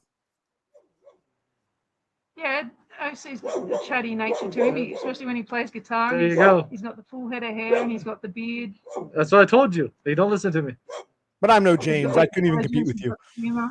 Who needs hair and a guitar when you're the full package here? So yeah, I would, you know. I mean, you mug me. I mean, then you want to see. You wonder why I get upset then when you talk to Donna for too long. And look at this. James, you've got a girl in your lap. I've got a wheelchair under my ass, and you're saying I mog you? Okay, yeah. Well, anyway, I think you're very handsome as well, and so I get a little insecure. You claim that, and the morning after you were like, "Get out of my bed, you ugly fuck!" The bed being that floor. You ugly fuck! I don't remember going to bed. Yeah, I remember that. Yeah, I remember. I was heartbroken. I drove Lies, away. everybody, lies. Oh, the Does flies. Mercy still rashing your vapes? What's the question? I lost. Donna came on. I lost track of the chat. You can take over the chat. No, Donna. We were wondering why. We understand. James kind of explained why he went away. I'm showing him a lot of people have come out this stream to say, "Hey, there you are." People who don't normally come here. Like Aiden came back. I haven't seen Aiden in months. He came here for you. Bob Smith is talking more than he ever has. I missed that stream. I wish he'd re-upload it. I didn't realize you met him in Brisbane and streamed with him. I didn't know that. So all these people are coming out to show their love and support. And once again, no one likes me. Women don't like me when they're flirting with them left and right. No one online likes me when they're all like, "Where the hell are you?" You have this Yeah. Well, what's done is done. You know what he's like, OC. I do. He's impulsive, but he has been saying before he's got nothing to say, and I said that a lot. yeah, he said it a lot. Yeah. I've got nothing else to say, and I think if people didn't turn up to the chat, he'd think, well, this is another reason why am I bothering to live stream? Is that right? Yeah, and it was not the amount. Like, if somebody's talking, like a lot of times in DBS chats, he'll just have his butt boy King Froglet talking. He'd be the only one. Sometimes the Lone Hiker would come in. But if somebody's talking to you, it's fine. Yeah. If you have 100 people watching, but if no one's saying anything, then it's the same as if one person's watching. So it wasn't really the amount of people. It's just there's nothing being said. I have nothing to talk about. So it's like The lack of participation. Okay, you didn't have any back and forth. Yeah. Well, that's why I suggested every now and then you save it. Like we were saying, people might miss you because you're not here. They want what they can't have. And once in a blue moon, you do a stream on Donna's channel. Like I told Todd, just irregularly. No, nothing in stone. Once every 4 months from now, you feel like doing a stream, you do a stream, then nothing for 6 months. Just whenever you feel like it, you can pop up on Because Donna, you've never streamed before. I don't think you've done videos and some shorts. You've never done a stream. I don't think. I did twice, I think, and then I deleted them. Yeah, she went to Sydney. To Circular Vivid. Quay, to Vivid. Yeah. And I streamed that, but I think it was during the time the Americans would have been asleep. That might be part. I was telling James, maybe a lot of his American audience is asleep. That they're not deliberately not showing up. They're different time frame, but he doesn't seem to agree with that. But yeah, people think you've disappeared. Something's gone wrong. People thought you guys broke up, or there was a car accident, or someone was dead. All kinds of rumors were flying around. And see, even Lone Hiker, who was lurking, will throw his hat in the ring when you mention his name. These people are jumping for you, James. Lone Hiker. Did you get the Enterprise yet? He's getting the Enterprise D, the Lego. Oh, the Lego one. Yeah. Wow. It's $500. Oh my God. Yeah.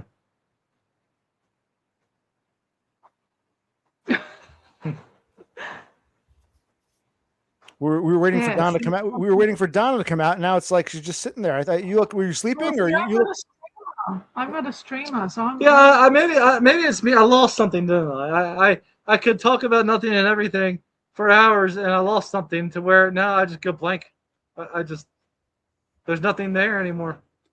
Maybe it's because you have a conversation now in real life, I don't know what I it don't is, know. but I go blank, and maybe I'm getting Alzheimer's. You have a family now to talk to in real life. I agree with Donna. There's no need to waste your time with online weirdos when you've got like a ready-made family. Oh no, I don't think it's wasting time with weirdos. I don't think it's that at all. I Oh, think it he is. used to have things. I think he used to. This is just my opinion. You can correct me. Please do. I think it's just that he had so much in his mind that he had to get out and had to have that feedback from other guys, and also loneliness, and he had to do that. It was a need, I think, back then too. And I think he still does like it, clearly. Otherwise, he wouldn't have spent all this time on here. But maybe just not every week, or I don't know. Yeah, once a month maybe. Yeah. Does that make sense? It does. It makes a lot of sense. And I didn't realize he was telling us about you're still waiting. He's still waiting for a temporary partner visa. And then it's still, after that, it's another 2 years before you can get a regular partner visa. And you don't even know when the temporary one's coming in. So you have no idea. It's like a never ending limbo, basically. Kind of is a limbo, isn't it? Yeah, and I was kind of a little pissy there where I was like, what? Why? Why make it this difficult for an American?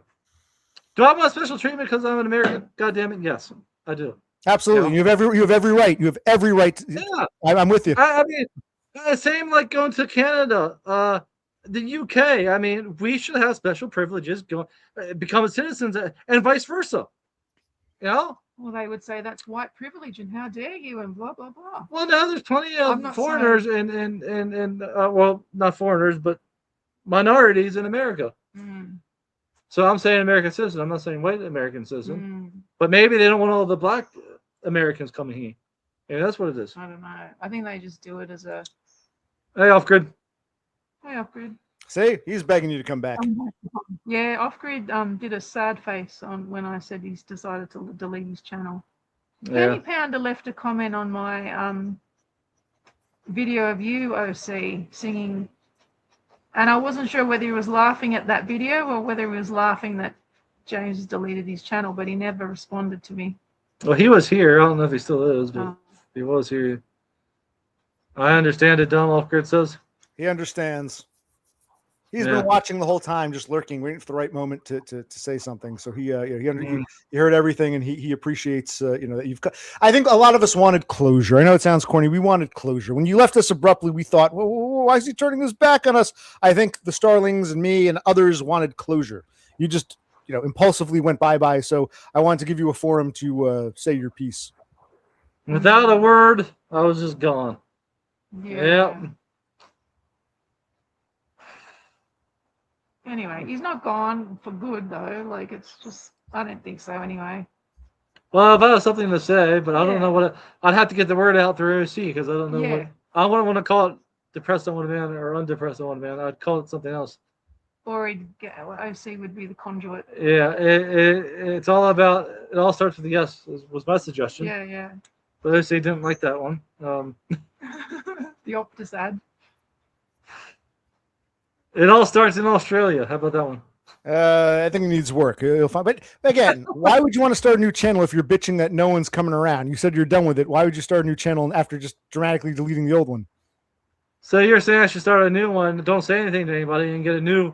Well, you kind of admitted you did. You've got a couple private channels or you have a channel of do-it-yourself stuff that you haven't told us about. You don't want us to know about. And why is you want to share with you? Don't want this crowd, this community coming into those channels. I don't think it's that. I think it's that. I don't want to speak for you. Go ahead, speak for him. You have every right. Well, I always kind of wanted separate channels. Like I should have had a separate DIY channel, Depressed on One Man channel. So I don't want Depressed on One Man stuff on the car channel or DIY channel. Like I wanted it to be separate all along, but I just never did. I just did everything on the Depressed on One Man channel just because I don't know. So now what are these new channels? You got a car channel, you got a do-it-yourself channel. What are these other channels you have? Well, I kind of do unboxings and DIY. I kind of just do it all on the same channel, actually.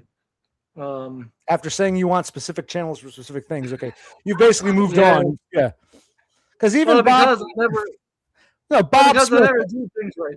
Millennial Tomb was like he misses your unboxings. Now you're telling us you do unboxings, you just don't want us to see it. Okay. That's weird. You haven't been on that channel for ages. Yeah, it's been a while. I did have it in conjunction with this, but yeah, I haven't really done anything with it. But Jasmine's a bit of a sapphic. She wants to say how pretty you look. Oh, thank you, Jasmine. she does, Jasmine. As do you. Hey. This is a G-rated family channel. Let's be careful there, you. Family channel. Everyone is over analyzing them. It's not hard to see. Who said that? What are we over analyzing? We're just having a nice chat about your life in general and how you're doing and that sort of thing. Well, yeah. I think that Off Grid is right. There's lots of people that analyze what things that they think they know and they don't. Like, give me an example. I think we all know who I'm talking about. I'll give you the floor. Other people. Or just people in general that are YouTubers, just have opinions that and it just is an opinion, but it's wrong. Are you talking about Dev Pike? No. I think I know what we're talking about. But but he can have an Well, opinion. there's There's another. Well, there's several. They can have opinions you disagree with. If I agree with them, then it's I guess let's not even go there. But okay, we're talking about several other people who we've mentioned here before already. I won't name names, but yeah, But there's an over analyzing of, there is. and it's by people that I've never even heard of that comment on these other people's channels. And anyway, I think they just do a lot of things to be Donna, nasty. I'm sorry, no, Donna, that's the price you pay when you want to, live with, cohabitate with a celebrity like James. So that comes with the territory. You still seem shocked by all this. So you didn't, what you were getting into. No, I didn't realize exactly. I had an inkling, but I didn't quite know. And then I found out pretty quickly. I went, oh my God, because he has shared everything very freely. Too much sometimes, in my opinion. And then I don't share a lot at all, really. Very private. Very private. And so it was two extremes. You got to find balance. I was saying he used to overshare. Fair enough. But now he's undersharing. It's almost like he's like a different it's like you're not, it's like you're being too cautious. He's undersharing. So I think you got to find balance and just share a little more. You know what I mean? It just, but how much do you share? And then also you're sharing though to people that don't want the best for you at all and do not have good intentions. No, we had this discussion. Yes, there's some people like that, but there's also a lot of people who do want the best intentions. And I think James is quick to say everyone hates me when it's like there's a bunch of people who are saying what happened. We're worried about you. So I think that's part of it. Where you focus too much on the negative. I think it's easy to focus on the negative because it's the negative ones that are the loudest. And so it is easy to think that's all of them. There are a few that do say that they're happy for us, but for me it gets a bit tiring. Basically, it just comes down to I have nothing to say, and if I did, I was kept it up. But I just right. Well, I think people wanted you to say a proper goodbye, and I'm fine. Like Jasmine's saying right here, she happy to know that you two are okay. She doesn't care about all the internet stuff. She's just happy that you're all right, and because people are wondering what happened. So I think people just wanted a farewell or a hey, I'm still here. It's good, nothing wrong. I think the abruptness is what shocked a lot of people. That makes people think the worst. Like you said, it's focusing on the negative. People assume the negative when something like that happens. So I think that's they were worried, they were concerned, they thought something bad happened. But then if I make a video that says I'm leaving, first off, that's cringe because it's like, why don't you just leave? And secondly, then the temptation is always there to come back. This way, it's finite. It's done. It's finito. Can't come back unless I start a whole new channel. So, yeah. So that's how much I was done with Depressed Unwanted Man. That's why I want to put in you changed it to done, but I put in James. So I'm no longer Depressed Unwanted Man or Unwanted Undepressed Man, whatever it was. Undepressed Wanted Man. Yeah. And is tonight family movie night? You guys gonna watch a movie, cook something, or Sunday. So maybe I don't know. We haven't really discussed it. Nah. Sometimes we just do things on the spur of the moment. We went to see Mercy, Chris Pratt's new movie. That was good. Last weekend. It was very good. We didn't even watch the previews, didn't read anything about it. We just saw Chris Pratt. Let's go watch that. And we were pleasantly surprised. He did not let us down. It was a unique sci-fi movie. And everyone liked it. Yeah. So that was good. Yeah, because it's hard to get something unique these days, and that was actually pretty unique. So. And we were watching a movie last night on Netflix, and I guessed it. I never saw the movie. It had Russell Crowe in it. What was it called? I don't even know. But I guessed the ending because I've seen so many goddamn movies, and you just know. And what it was Russell Crowe had Alzheimer's, and he was trying to figure out a murder, and because he put the wrong guy in jail. And I was like, he did it. He's the one who did it. Then he falls asleep. And the next day she said, you were right. Yeah. I was like, because I've seen these kind of movies before. I've never seen that one, but like The Pale Blue Eye. It was him all along. Sorry if I just ruined it for you. But so anyway, so when I see a movie that's unique, it's nice. Yeah. okay. But that was a nice family outing. Yeah. With everybody. Yeah. Well, yeah, and like Jasmine said, she always like seeing your little trips here and there. So yeah. Oh, thanks, Jasmine. Yeah, they were fun. Yeah. The shorts were fun. Yeah. Yeah. I don't know. Had to sneeze. Excuse me. The cough button. The cough button, the sneeze button. But no, so I was asking, I don't want to sound morbid, I'm going to ask a question. You guys probably can't travel anytime soon because it's expensive, but I did ask James if there was some kind of tragedy. He's allowed to leave the country if there's some tragedy, if there's a death in the family. I asked him, would he come home? Even though he's not really in touch with his family, he said he probably would. Like if there was a funeral he had to go to, would you accompany him or do you have to go it alone and come back? I mean, what would you? Yeah, I don't know. What would we do? Because I'd have the kids here. Yeah. I mean, I'd like to go with you, of course, to support you. So yeah, we'd probably have to work out some way to go together and then organize someone to look out for the kids. Yeah. So let's touch wood. Yeah. Not good. No, I wasn't trying to, like I said, I wasn't trying to be morbid. I was just saying how he had mentioned how he's not allowed to leave the country except for some kind of emergency. And I said, or death in the family. I said, if that does happen, would you come back? And he said, yeah, he probably would. And then I was like, well, I wonder if Donna would go with him because, to support him, like you said, or would she not be able to? So I was just pure curiosity. I'm hoping nothing bad happens, but I had to ask just out of what the plan was. Yeah. That'd be strange to go to a funeral though and meet your family at the same time. Well, hopefully that doesn't happen. Yeah. But yeah, I definitely want to go over there though when you do finally get the visa. Mm-hmm.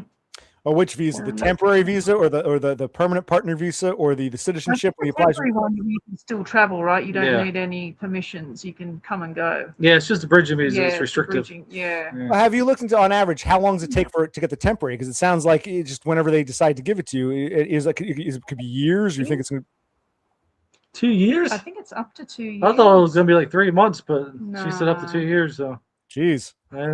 I think there's some people that have waited well over a year. Yeah.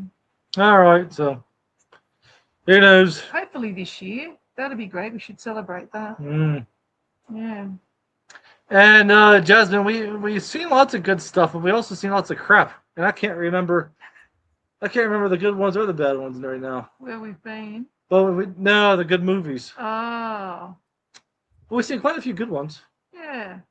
It's just hard to remember. Well, I didn't like one battle after another. I thought that was just some of it was, some parts were, I think I laughed a couple of times, but then it was so woke. Well, that was a new movie. I think I complained about that. Yeah, she's talking about streaming though. Oh, streaming. Yeah. Okay. Oh, yeah, there's been lots of duds. Yeah. There's a few good ones, mainly women getting chased by mean men and getting almost killed. There were several of those that I picked that I didn't realize that's what they were. Wait, one But- we watched that. Oh, hey, Chris. That's Chris Dubs. He wants to say hi. Poor Things. Was that what it was called? Poor With Things. Emma Stone. Oh yeah, I hated that movie. Very provocative. Yeah, I hated that movie. Emma Stone did a movie that is a non-Emma Stone kind of movie, right? Mm. It's very sort of avant-garde, very like surreal looking, extremely sexual. Yeah, she gets naked a lot. Yeah. This sounds And But, serious you jumping. didn't Yeah. like this? Wait, James, you didn't like this? Or you got to pretend you didn't like that because she's on your lap right now. You didn't like this? Sounds interesting. And she always said about getting cocked. She got cocked a bunch of times. Oh And, yes, cocked. yeah, and she did the Furies jumping. Yes. But no, it was just too weird for me. Yeah, it was. And very William strange. Defoe was in it. He was all messed up, and he transplanted an infant's Don't brain. tell him everything. All about right. it. Tell us about it. But You it was- transplanted infant brains. What? It was actually no. I think you should watch it. I say it's unlike any other. It's very movie you've seen. strange. Very, very Wait, strange. what's It is what's- strange, but that's the wh- beauty of it too. What's it called? Poor Things. Poor things. You're saying poor. things. Thing with Emma Stone and the guy who plays Hulk. What's his name? I Lou don't know. Ferrigno. Lou Ferrigno. No, the newer one. Can't remember his name. Anyway, he's fantastic in it. And then Willem Dafoe. Donna, you look amazing today. You and are such a great pair. She don't have her glasses I on. don't have my glasses. I'm like, But thanks, Chris. thank you, Chris. Jesus. Because you can travel within the country. You went to Tasmania. Do you think about going out to Western Australia, going to Perth? Or Yeah, I want to go to. We were talking about that and going to. But Margaret the River thing and- is time and money. Just like Money. every couple, every person faces when you travel, and there's so many things. Like I just bought new tires, and she's got her big insurance coming up, and Yeah. there's only finite money and finite time, and it's like, well, we already have a couple trips planned this year, so Yeah, we're gonna go. we might not plan anything else. what do you have planned? May. Whit Sundays. Yeah, with Sunday Islands, and then October we got the Gold Coast. Sunshine Coast. Sunshine, I always say Gold Coast, but We want to Sunshine go Coast. to Steve Irwin's Australia Zoo. Yeah, That's in October. yeah. That's a family trip. And maybe his kid will be there. Yeah. Mm, Bob. yeah. Oh, I thought you meant Bindi. Okay. Oh, Bindi. I think dumb meant Bindi. Oh, did you mean Bindi? No. No, I meant his lookalike. Yeah, he's a lookalike. Yeah. That little baby he held above the crocodile. He's like Yeah. a grown man now. Wow.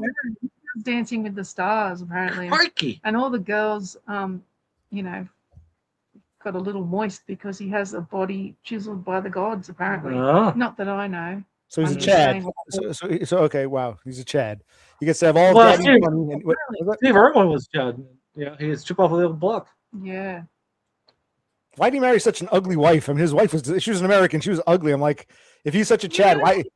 Hey, the wife, whatever her name was, she was a dog. I thought. I don't even know which. Ah, I don't know what she looks like. Steve Irwin's wife, an American. She was just always like, what's her name again? Can't He He loved remember. mobbed the the croc. he loved the accent.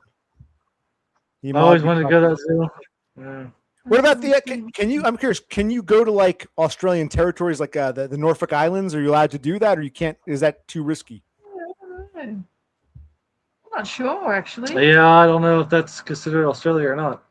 Yeah, Norfolk Island is Australia. Well, it's maybe- it's not. How do you call? I understand it's under Australian jurisdiction, though it's not Australia proper. But I guess you'd be allowed to go there. I would imagine. I'm just I would think so, but yeah, maybe. I think they want to become their own entity, though. I don't think they want sovereign rule there, like Australians do. Yeah, as far as I know.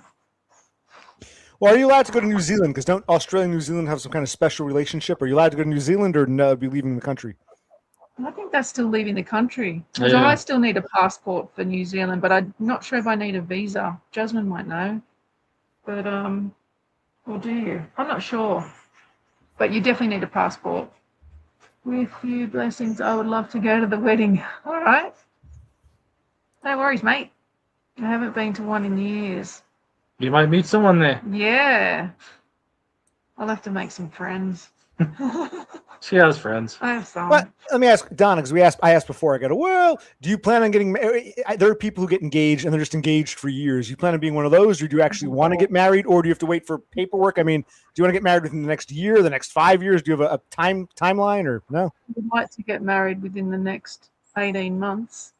I was thinking the next year, but Well, all right. give or take. Like, yeah, that's all right. It's going to get all weird. You said 18 months. Well, 12 to 18. But we were looking at this the other day, like, what's the average engagement in Australia and America Yeah, and it's like 2 the years. UK? Yeah, I think Australia was the longest, wasn't it? I think so, I think yeah. America was 12 months. So, yeah, the Australian girls move really slow. Let's get married, Donna. Would be such a beautiful bride. I don't know. Should I wear white? Of course. Of course. With your Okay. 2 kids standing right there, yeah, in white. The blushing virgin. Yes, okay, yeah. I mean, Donna, you're over 50 and you've been married before. Don't you have to wear white? No, you can wear whatever. Some. My auntie got actually, 'cause she didn't like white. She actually got married in red. Ah, okay. Yeah, which She'd is get very married expensive. in black. Yeah, I don't like that. I don't want a goth wedding. Well, honestly, But how many, weddings are so expensive as well. how many people on your side, Dumb, you think would even come? I mean, you think your parents would definitely Nobody. come, or what's that? Nobody. So it'd be you and all of Donna's people. You like no one would be. Yeah. You could invite some mates from work if you're still there. And Nah. I think too, like, I wouldn't want a big wedding anyway. Yeah. I mean, I'm going to invite the Indian guy or the old mate. Like, who? Invite Ron, Joe, old mate. Yeah, I think Ron and Joe. They get a feed and they get a beer. Do they have to travel? They might, if they can hop on a train and take 5 minutes, they might go out of their way to do it. Yeah. Maybe. Well, you getting married in Sydney, or you get married in Brisbane, or would you want to do this wedding? Everything's just so expensive. When you say the word wedding, all the prices just go up. Yeah. Crazy. Kim's would be nice. Oh, that would be beautiful. Mm. But I don't know how much that would cost.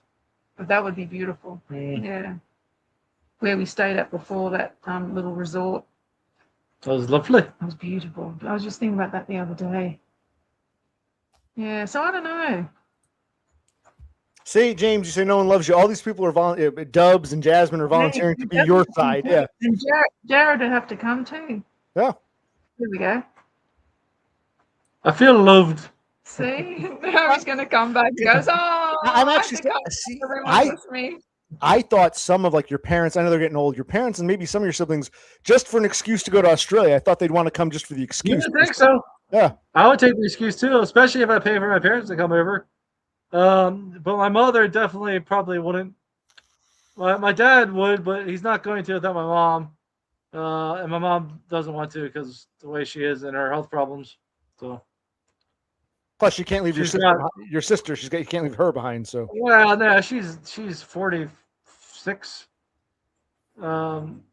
So you're not gonna be like that, are you? Oh, someone has to watch the kids. They're 46. They can't cook for themselves at 40. Donna, Jesus Christ. So yeah, I don't think any of them would. Well, Donna, would you say James is a good father or father? I know they still have their stepdad, but as a man of the house, is he a good father figure? Yeah, I think he's a good role model. Yeah, definitely. That's good. They like him. They get along with him. They're just shy, and but yeah. Don't you cross that line? No, okay. Well, I asked a nice question. What line did I cross? Donna was happy to answer that. See, this is what I'm talking about with the undersharing. You're so paranoid that even a simple question about you, is James a good father figure? Even that's like, oh no, Donna, do I have permission? Donna's happily answering the question here. Well, I think he's like, I like that he's respect. Am I hurting your knee? Yeah, let me readjust. So sorry. Get off me! I love you, but get off me, you Cal. You're a little too heavy. Okay. I'm just gonna get a chair. Well, these stupid hard metal chairs, they got these thin pads on, but my asshole was getting There you I'll go say, with the oversharing again. Yeah, I mean, think I'm what going to were you sleep. guys doing before you started streaming? That's oh my god. Okay, well, why are you so yeah, I was slow going down to there? sleep. Instead of, Probably. uh, Oh my god, it's so humid. Here, good pup. I very much appreciate that James is not, oversharing with some things. So thank you. But You're when welcome. you decide to live with a celebrity, you're going to have some of this. I mean, it's part of the Yeah, I know. territory. Yeah, I know. I'm realizing that now. But some things are just off limits. Do you want? Oh, that's probably all wet. That other padded seat. oh, that's a good idea. Sorry. See how? See. My dog protects him if we're mucking around, and she tells me off. No, she protects you too. Yeah, she does. Dog's name is what? Molly? Millie. Millie. Right. I don't lose that. Yep. So you Is that say wet? No. Oh, that's way better. There we way go. better. Okay.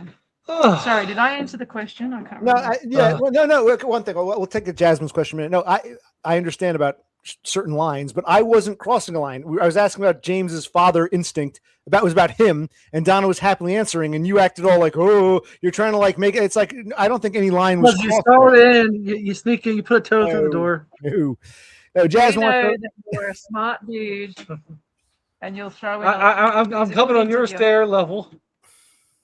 I'm one step ahead of you. Well, let's see if this question here is appropriate. Jasmine wants to know if you would do 2 mini weddings, one in the USA and one in Australia. Yeah, well, I think we talked. But see, I can kind of answer that. Wait, I can kind of answer that. I can kind of answer. It's expensive, like you said, so you'd probably have to get married in Australia, and then maybe one day down the line do some kind of ceremony in America. But I don't think you'd be able to do 2 in the same time frame because it would be too expensive to, I would imagine. Did I answer that correctly? Have I been paying attention? Or But why would we have another wedding in America? What would be the reason? for your family, so your mother and your siblings. They don't even He care. says I don't care. Right. Why would they're not even going to come? So why would we even go through all that expense?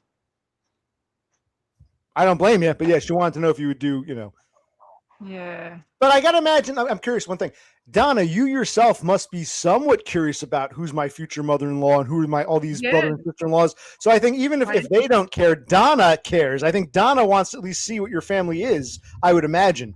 So it's not for your family's sake; it's for Donna's sake. Am I?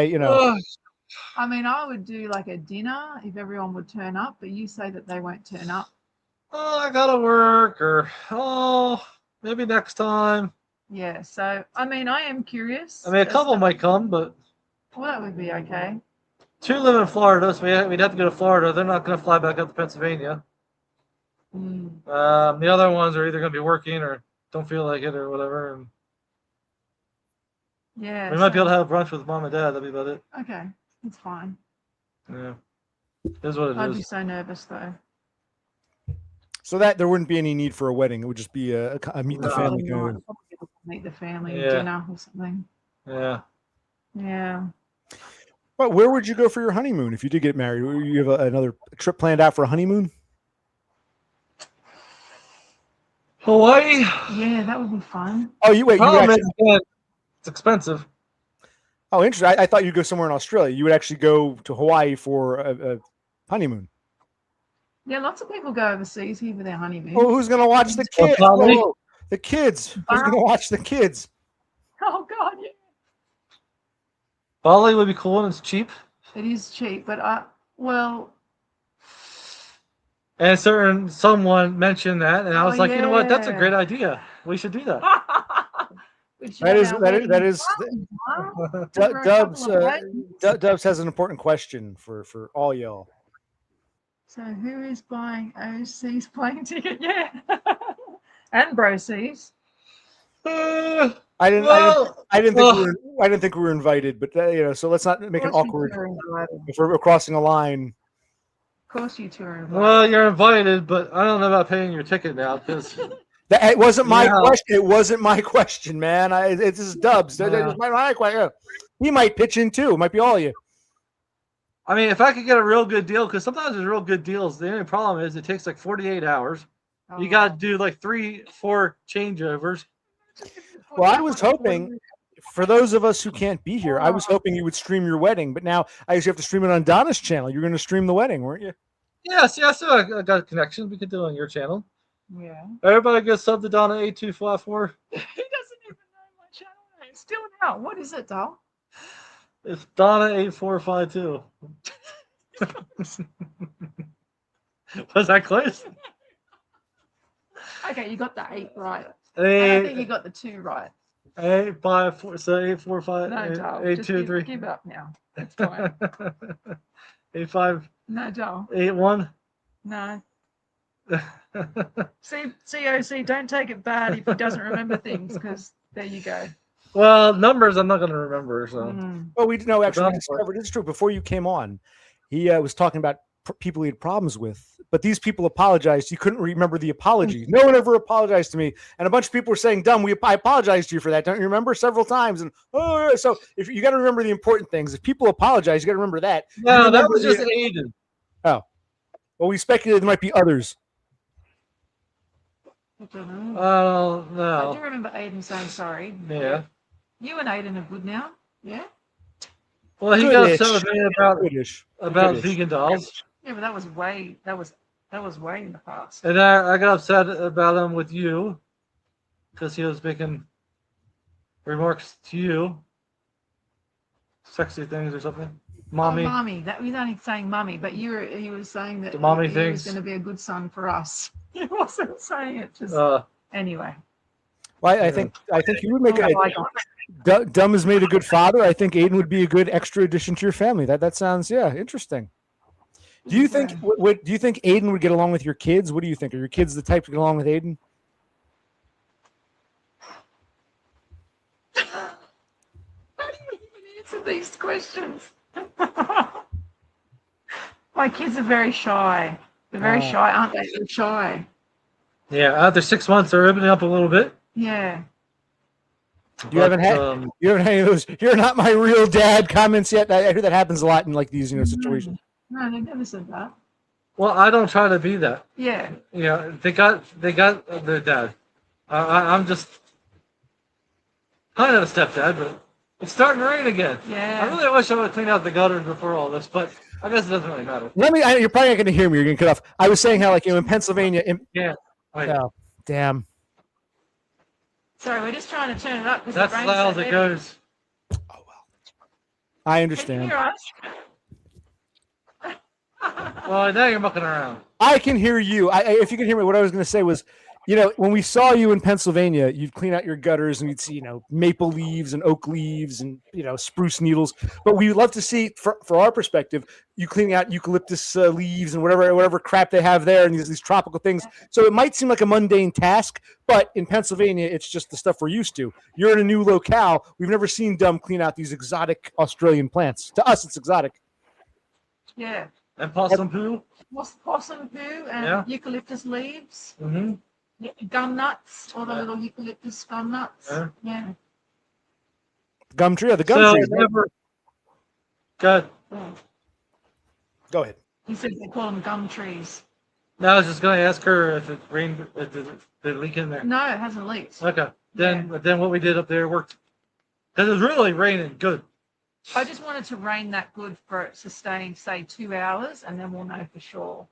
No, it's not going to rain that hard for 2 it hours. does. It's rained that heavy. Like, you've got no idea. This is nothing. Okay. It rains this heavy, but like Days? 48 hours. Oh. That's why there was flooding everywhere and landslides and just, it's crazy. Okay. James, you're getting tired. I'm glad Donna came on. It was good to see Donna, because we were getting kind of bored. I get like Todd after a while. You know how Todd starts yawning? Well, I can wrap tired. Yeah, he fakes the yawn. I'm starting to see the same from you. I'm sorry if I'm boring you, Mr. Moore, but I didn't sleep well last night. Oh, we got this expensive bed, So and nice. I still didn't sleep well though. No, oh, yeah, wait. if it's a nice bed, why isn't he sleeping? I don't understand. It's a nice bed. He's just. I think it's too soft now. God, okay. Well, we'll test it out tonight. I think it's because he napped for like 3 hours in the day yesterday. I still slept, but I kept waking up. And then we watched a movie, and then he fell asleep again. And I had a lot of whiskeys. And he had his whiskeys, see? So when he has his whiskeys, he's winding down. And then he really wound down and went back to sleep for another good 2 hours. So he slept a lot of the day. Yeah, that's probably what it was. So we'll see. Because before, we had this mattress for a while now, but we had this encasement. Because I was worried about bed bugs. I had bed bugs before. And I've never. it did something to the mattress to make it hard. And we were like, well, this doesn't feel like it did in the showroom. And then she was getting sweaty still. So I was like, all right, let's take it off. So we took it off, and it made it like a brand new mattress. Yeah, it was lovely. It was weird that encasement could do that. But anyway. Now he thinks it's too hard. Now I think it's too now soft. it might be a little too soft. I don't know. We'll see. What you could do, you can take this encasement, and instead of putting it back on, you could take it almost like a blanket underneath. You can keep it for yourself. If Donna doesn't like it, you can put it underneath your back and see if the encasement helps you, so that Donna's not too sweaty, but you're not too uncomfortable. But you know what I'm saying? We could try that. Yeah. There you go. See. You were asking before, OC, you're such a Chad. What advice do you have for me in the bedroom? And I give you some advice. So there you go. Well, you got superior genetics because to be 45 soon. 44, right? Close enough. 44. I'm younger than you. I mean, you're younger than you. You're gonna be 45. Wait, you're gonna be 45. I mean, you're younger than you, asshole. Yeah. Right. In 9 days, but Close to have enough. all your hair, yes, and just be lightly graying, yeah. And you're tall, you're like 6'2". Because I'm 6 foot. You're taller than me. That's true. I am, and you are clearly 6 foot, so I must be 6 foot. You even said that you admitted that on the one stream that you were taller than what you thought. No, Totem said I'm probably been mismeasured, and people sometimes. So I would go low, 5'9". Maybe I'm 5'11". That's what I was saying. I don't think I was dramatically undermeasured, but who knows? Maybe I'm 6'3". 6'4". Maybe I'm this. You even said, "Holy shit, you're taller than Todd." I remember now. So I guess I am a monster. You're right. Yes, really. He said that's what he said. Well, to me. we're at least even, and I'm 6 foot even, so he's at least 6 foot. Wow. Okay. But another tick. I see. Our battery's gonna die. Yeah. And I can't plug it in because I got rained on the charger. Let me say this. You guys are welcome anytime, and I'm not offended. I like honesty. If you guys are done, you're tired, you hate looking at me, you can just say so. The whole, oh, I'm tired in the battery. We don't have to play this game. We don't have to play this game. No. Right. There was an alert that came up and said your battery's. I got 6%. So fine. We're gonna say goodbye. We're not going to end it on the battery's about to die. That's very morbid. But I want you to end it on a good note. You want to say your piece, and I'll Yes, I see. Can you see the water? So we can't really plug it in. So that's why I'm going to dry out then. Yeah.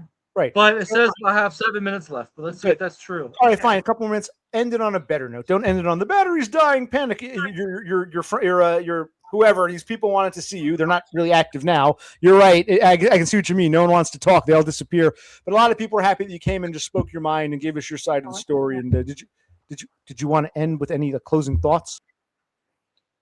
Well, it's not goodbye forever. All good things must come to an end. It's goodbye for now. Yeah, that's what I was going to say. Well, I was trying to think. It's goodbye for now. It's just see you later. And it was nice to come on. And I don't have any plans of making a new YouTube channel right now, but who knows in the future. But if you would invite us on once a month or something, it would be nice to reconnect with everybody. Donna, do you have your phone on you? No, I don't. Oh, I was gonna say, look up that poem, "Roses Ruddy." I would love to hear one last poem, but I guess we don't get a poem. It's okay. 1 second. Well, before we'll end Dumb. with a poem. Dum's gonna read my favorite Australian poem, and then we'll let him Donna say, this is my. Because I didn't want you to go and look for a book that would take forever. I figured if you could look it up real quick, the Roses poem.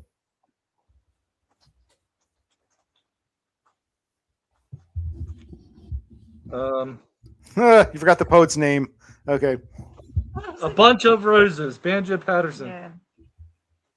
Last time I tried to do a poem, it died on me. Roses ruddy, roses white. What are the joys that my heart discloses? Sitting alone in the fading light, memories come to me here tonight. With the wonderful scent of the big red roses, memories come as the daylight fades. Down on the hearth where the firelight dozes, flicker and flutter the lights and shades, and I see the face of a queen of maids, whose memory comes with the scent of roses. Visions arise of a scent of mirth, and a ballroom belle who superbly poses, a queen, a queenly woman of queenly worth, and I am the happiest man on earth, with a single flower from a bunch of roses. Only her memory lives tonight. God in his wisdom her young life closes. Over her grave may the turf be light. Cover her coffin with roses white. She was always fond of the big white roses. Such are the visions that fade away. Man proposes, and God disposes. Look in the glass, and I see today only an old man, worn and gray, bending his head to a bunch of roses. Thank you. Thank you. I do appreciate that. That was a nice gift. I used to read your poems, and I always loved that one. I thought it was a beautiful poem. And I like it too. My shirt is ruddy, and Donna's shirt is white, so it's very fitting. And one of us is an old man with a beard who's in his mid-40s, and the other is a young youth. And it's a very fitting poem, so I do appreciate that. Yeah, well, thank you It's for it's very Australian. You got your lovely bride, the queen of the maids, next to you there. So I feel very lucky. as you should. Well, all right. I know you want to get off and your battery's dying, so I'm going to end it with be kind to yourself, be kind to each other. Is that good advice, or? Yes. Yeah. Thank you. But please don't. If you want to take it, we understand. But don't be strangers. Every now and then, feel free to pop on. We're always happy to see you. All right, and if I need a YouTube channel. Well, I think he was going to say, I have my new YouTube channels and you guys don't get to see them. Don't find them. Don't try to dox me. You're not welcome. I understand. But I'm glad he got because he said the poem, it might die on him. I'm glad he got that poem out before because I always like that one. And so we got one last poem. I like to, maybe it's my desire for some kind of closure. We got one last dumb poem. That was very nice. So I do appreciate that. His channel might be gone, but he at least gave us one last performance. So, all right. Okay, it was good. So thank you, Donna. Thank you, James. Thanks to my brother who was here earlier. Thank you to all you people in the chat. Without you, like James was saying, without you, there would be no stream. This channel is really about you. Nobody's out there watching. Yeah. So anyway, for now, I'm going to say occupational click.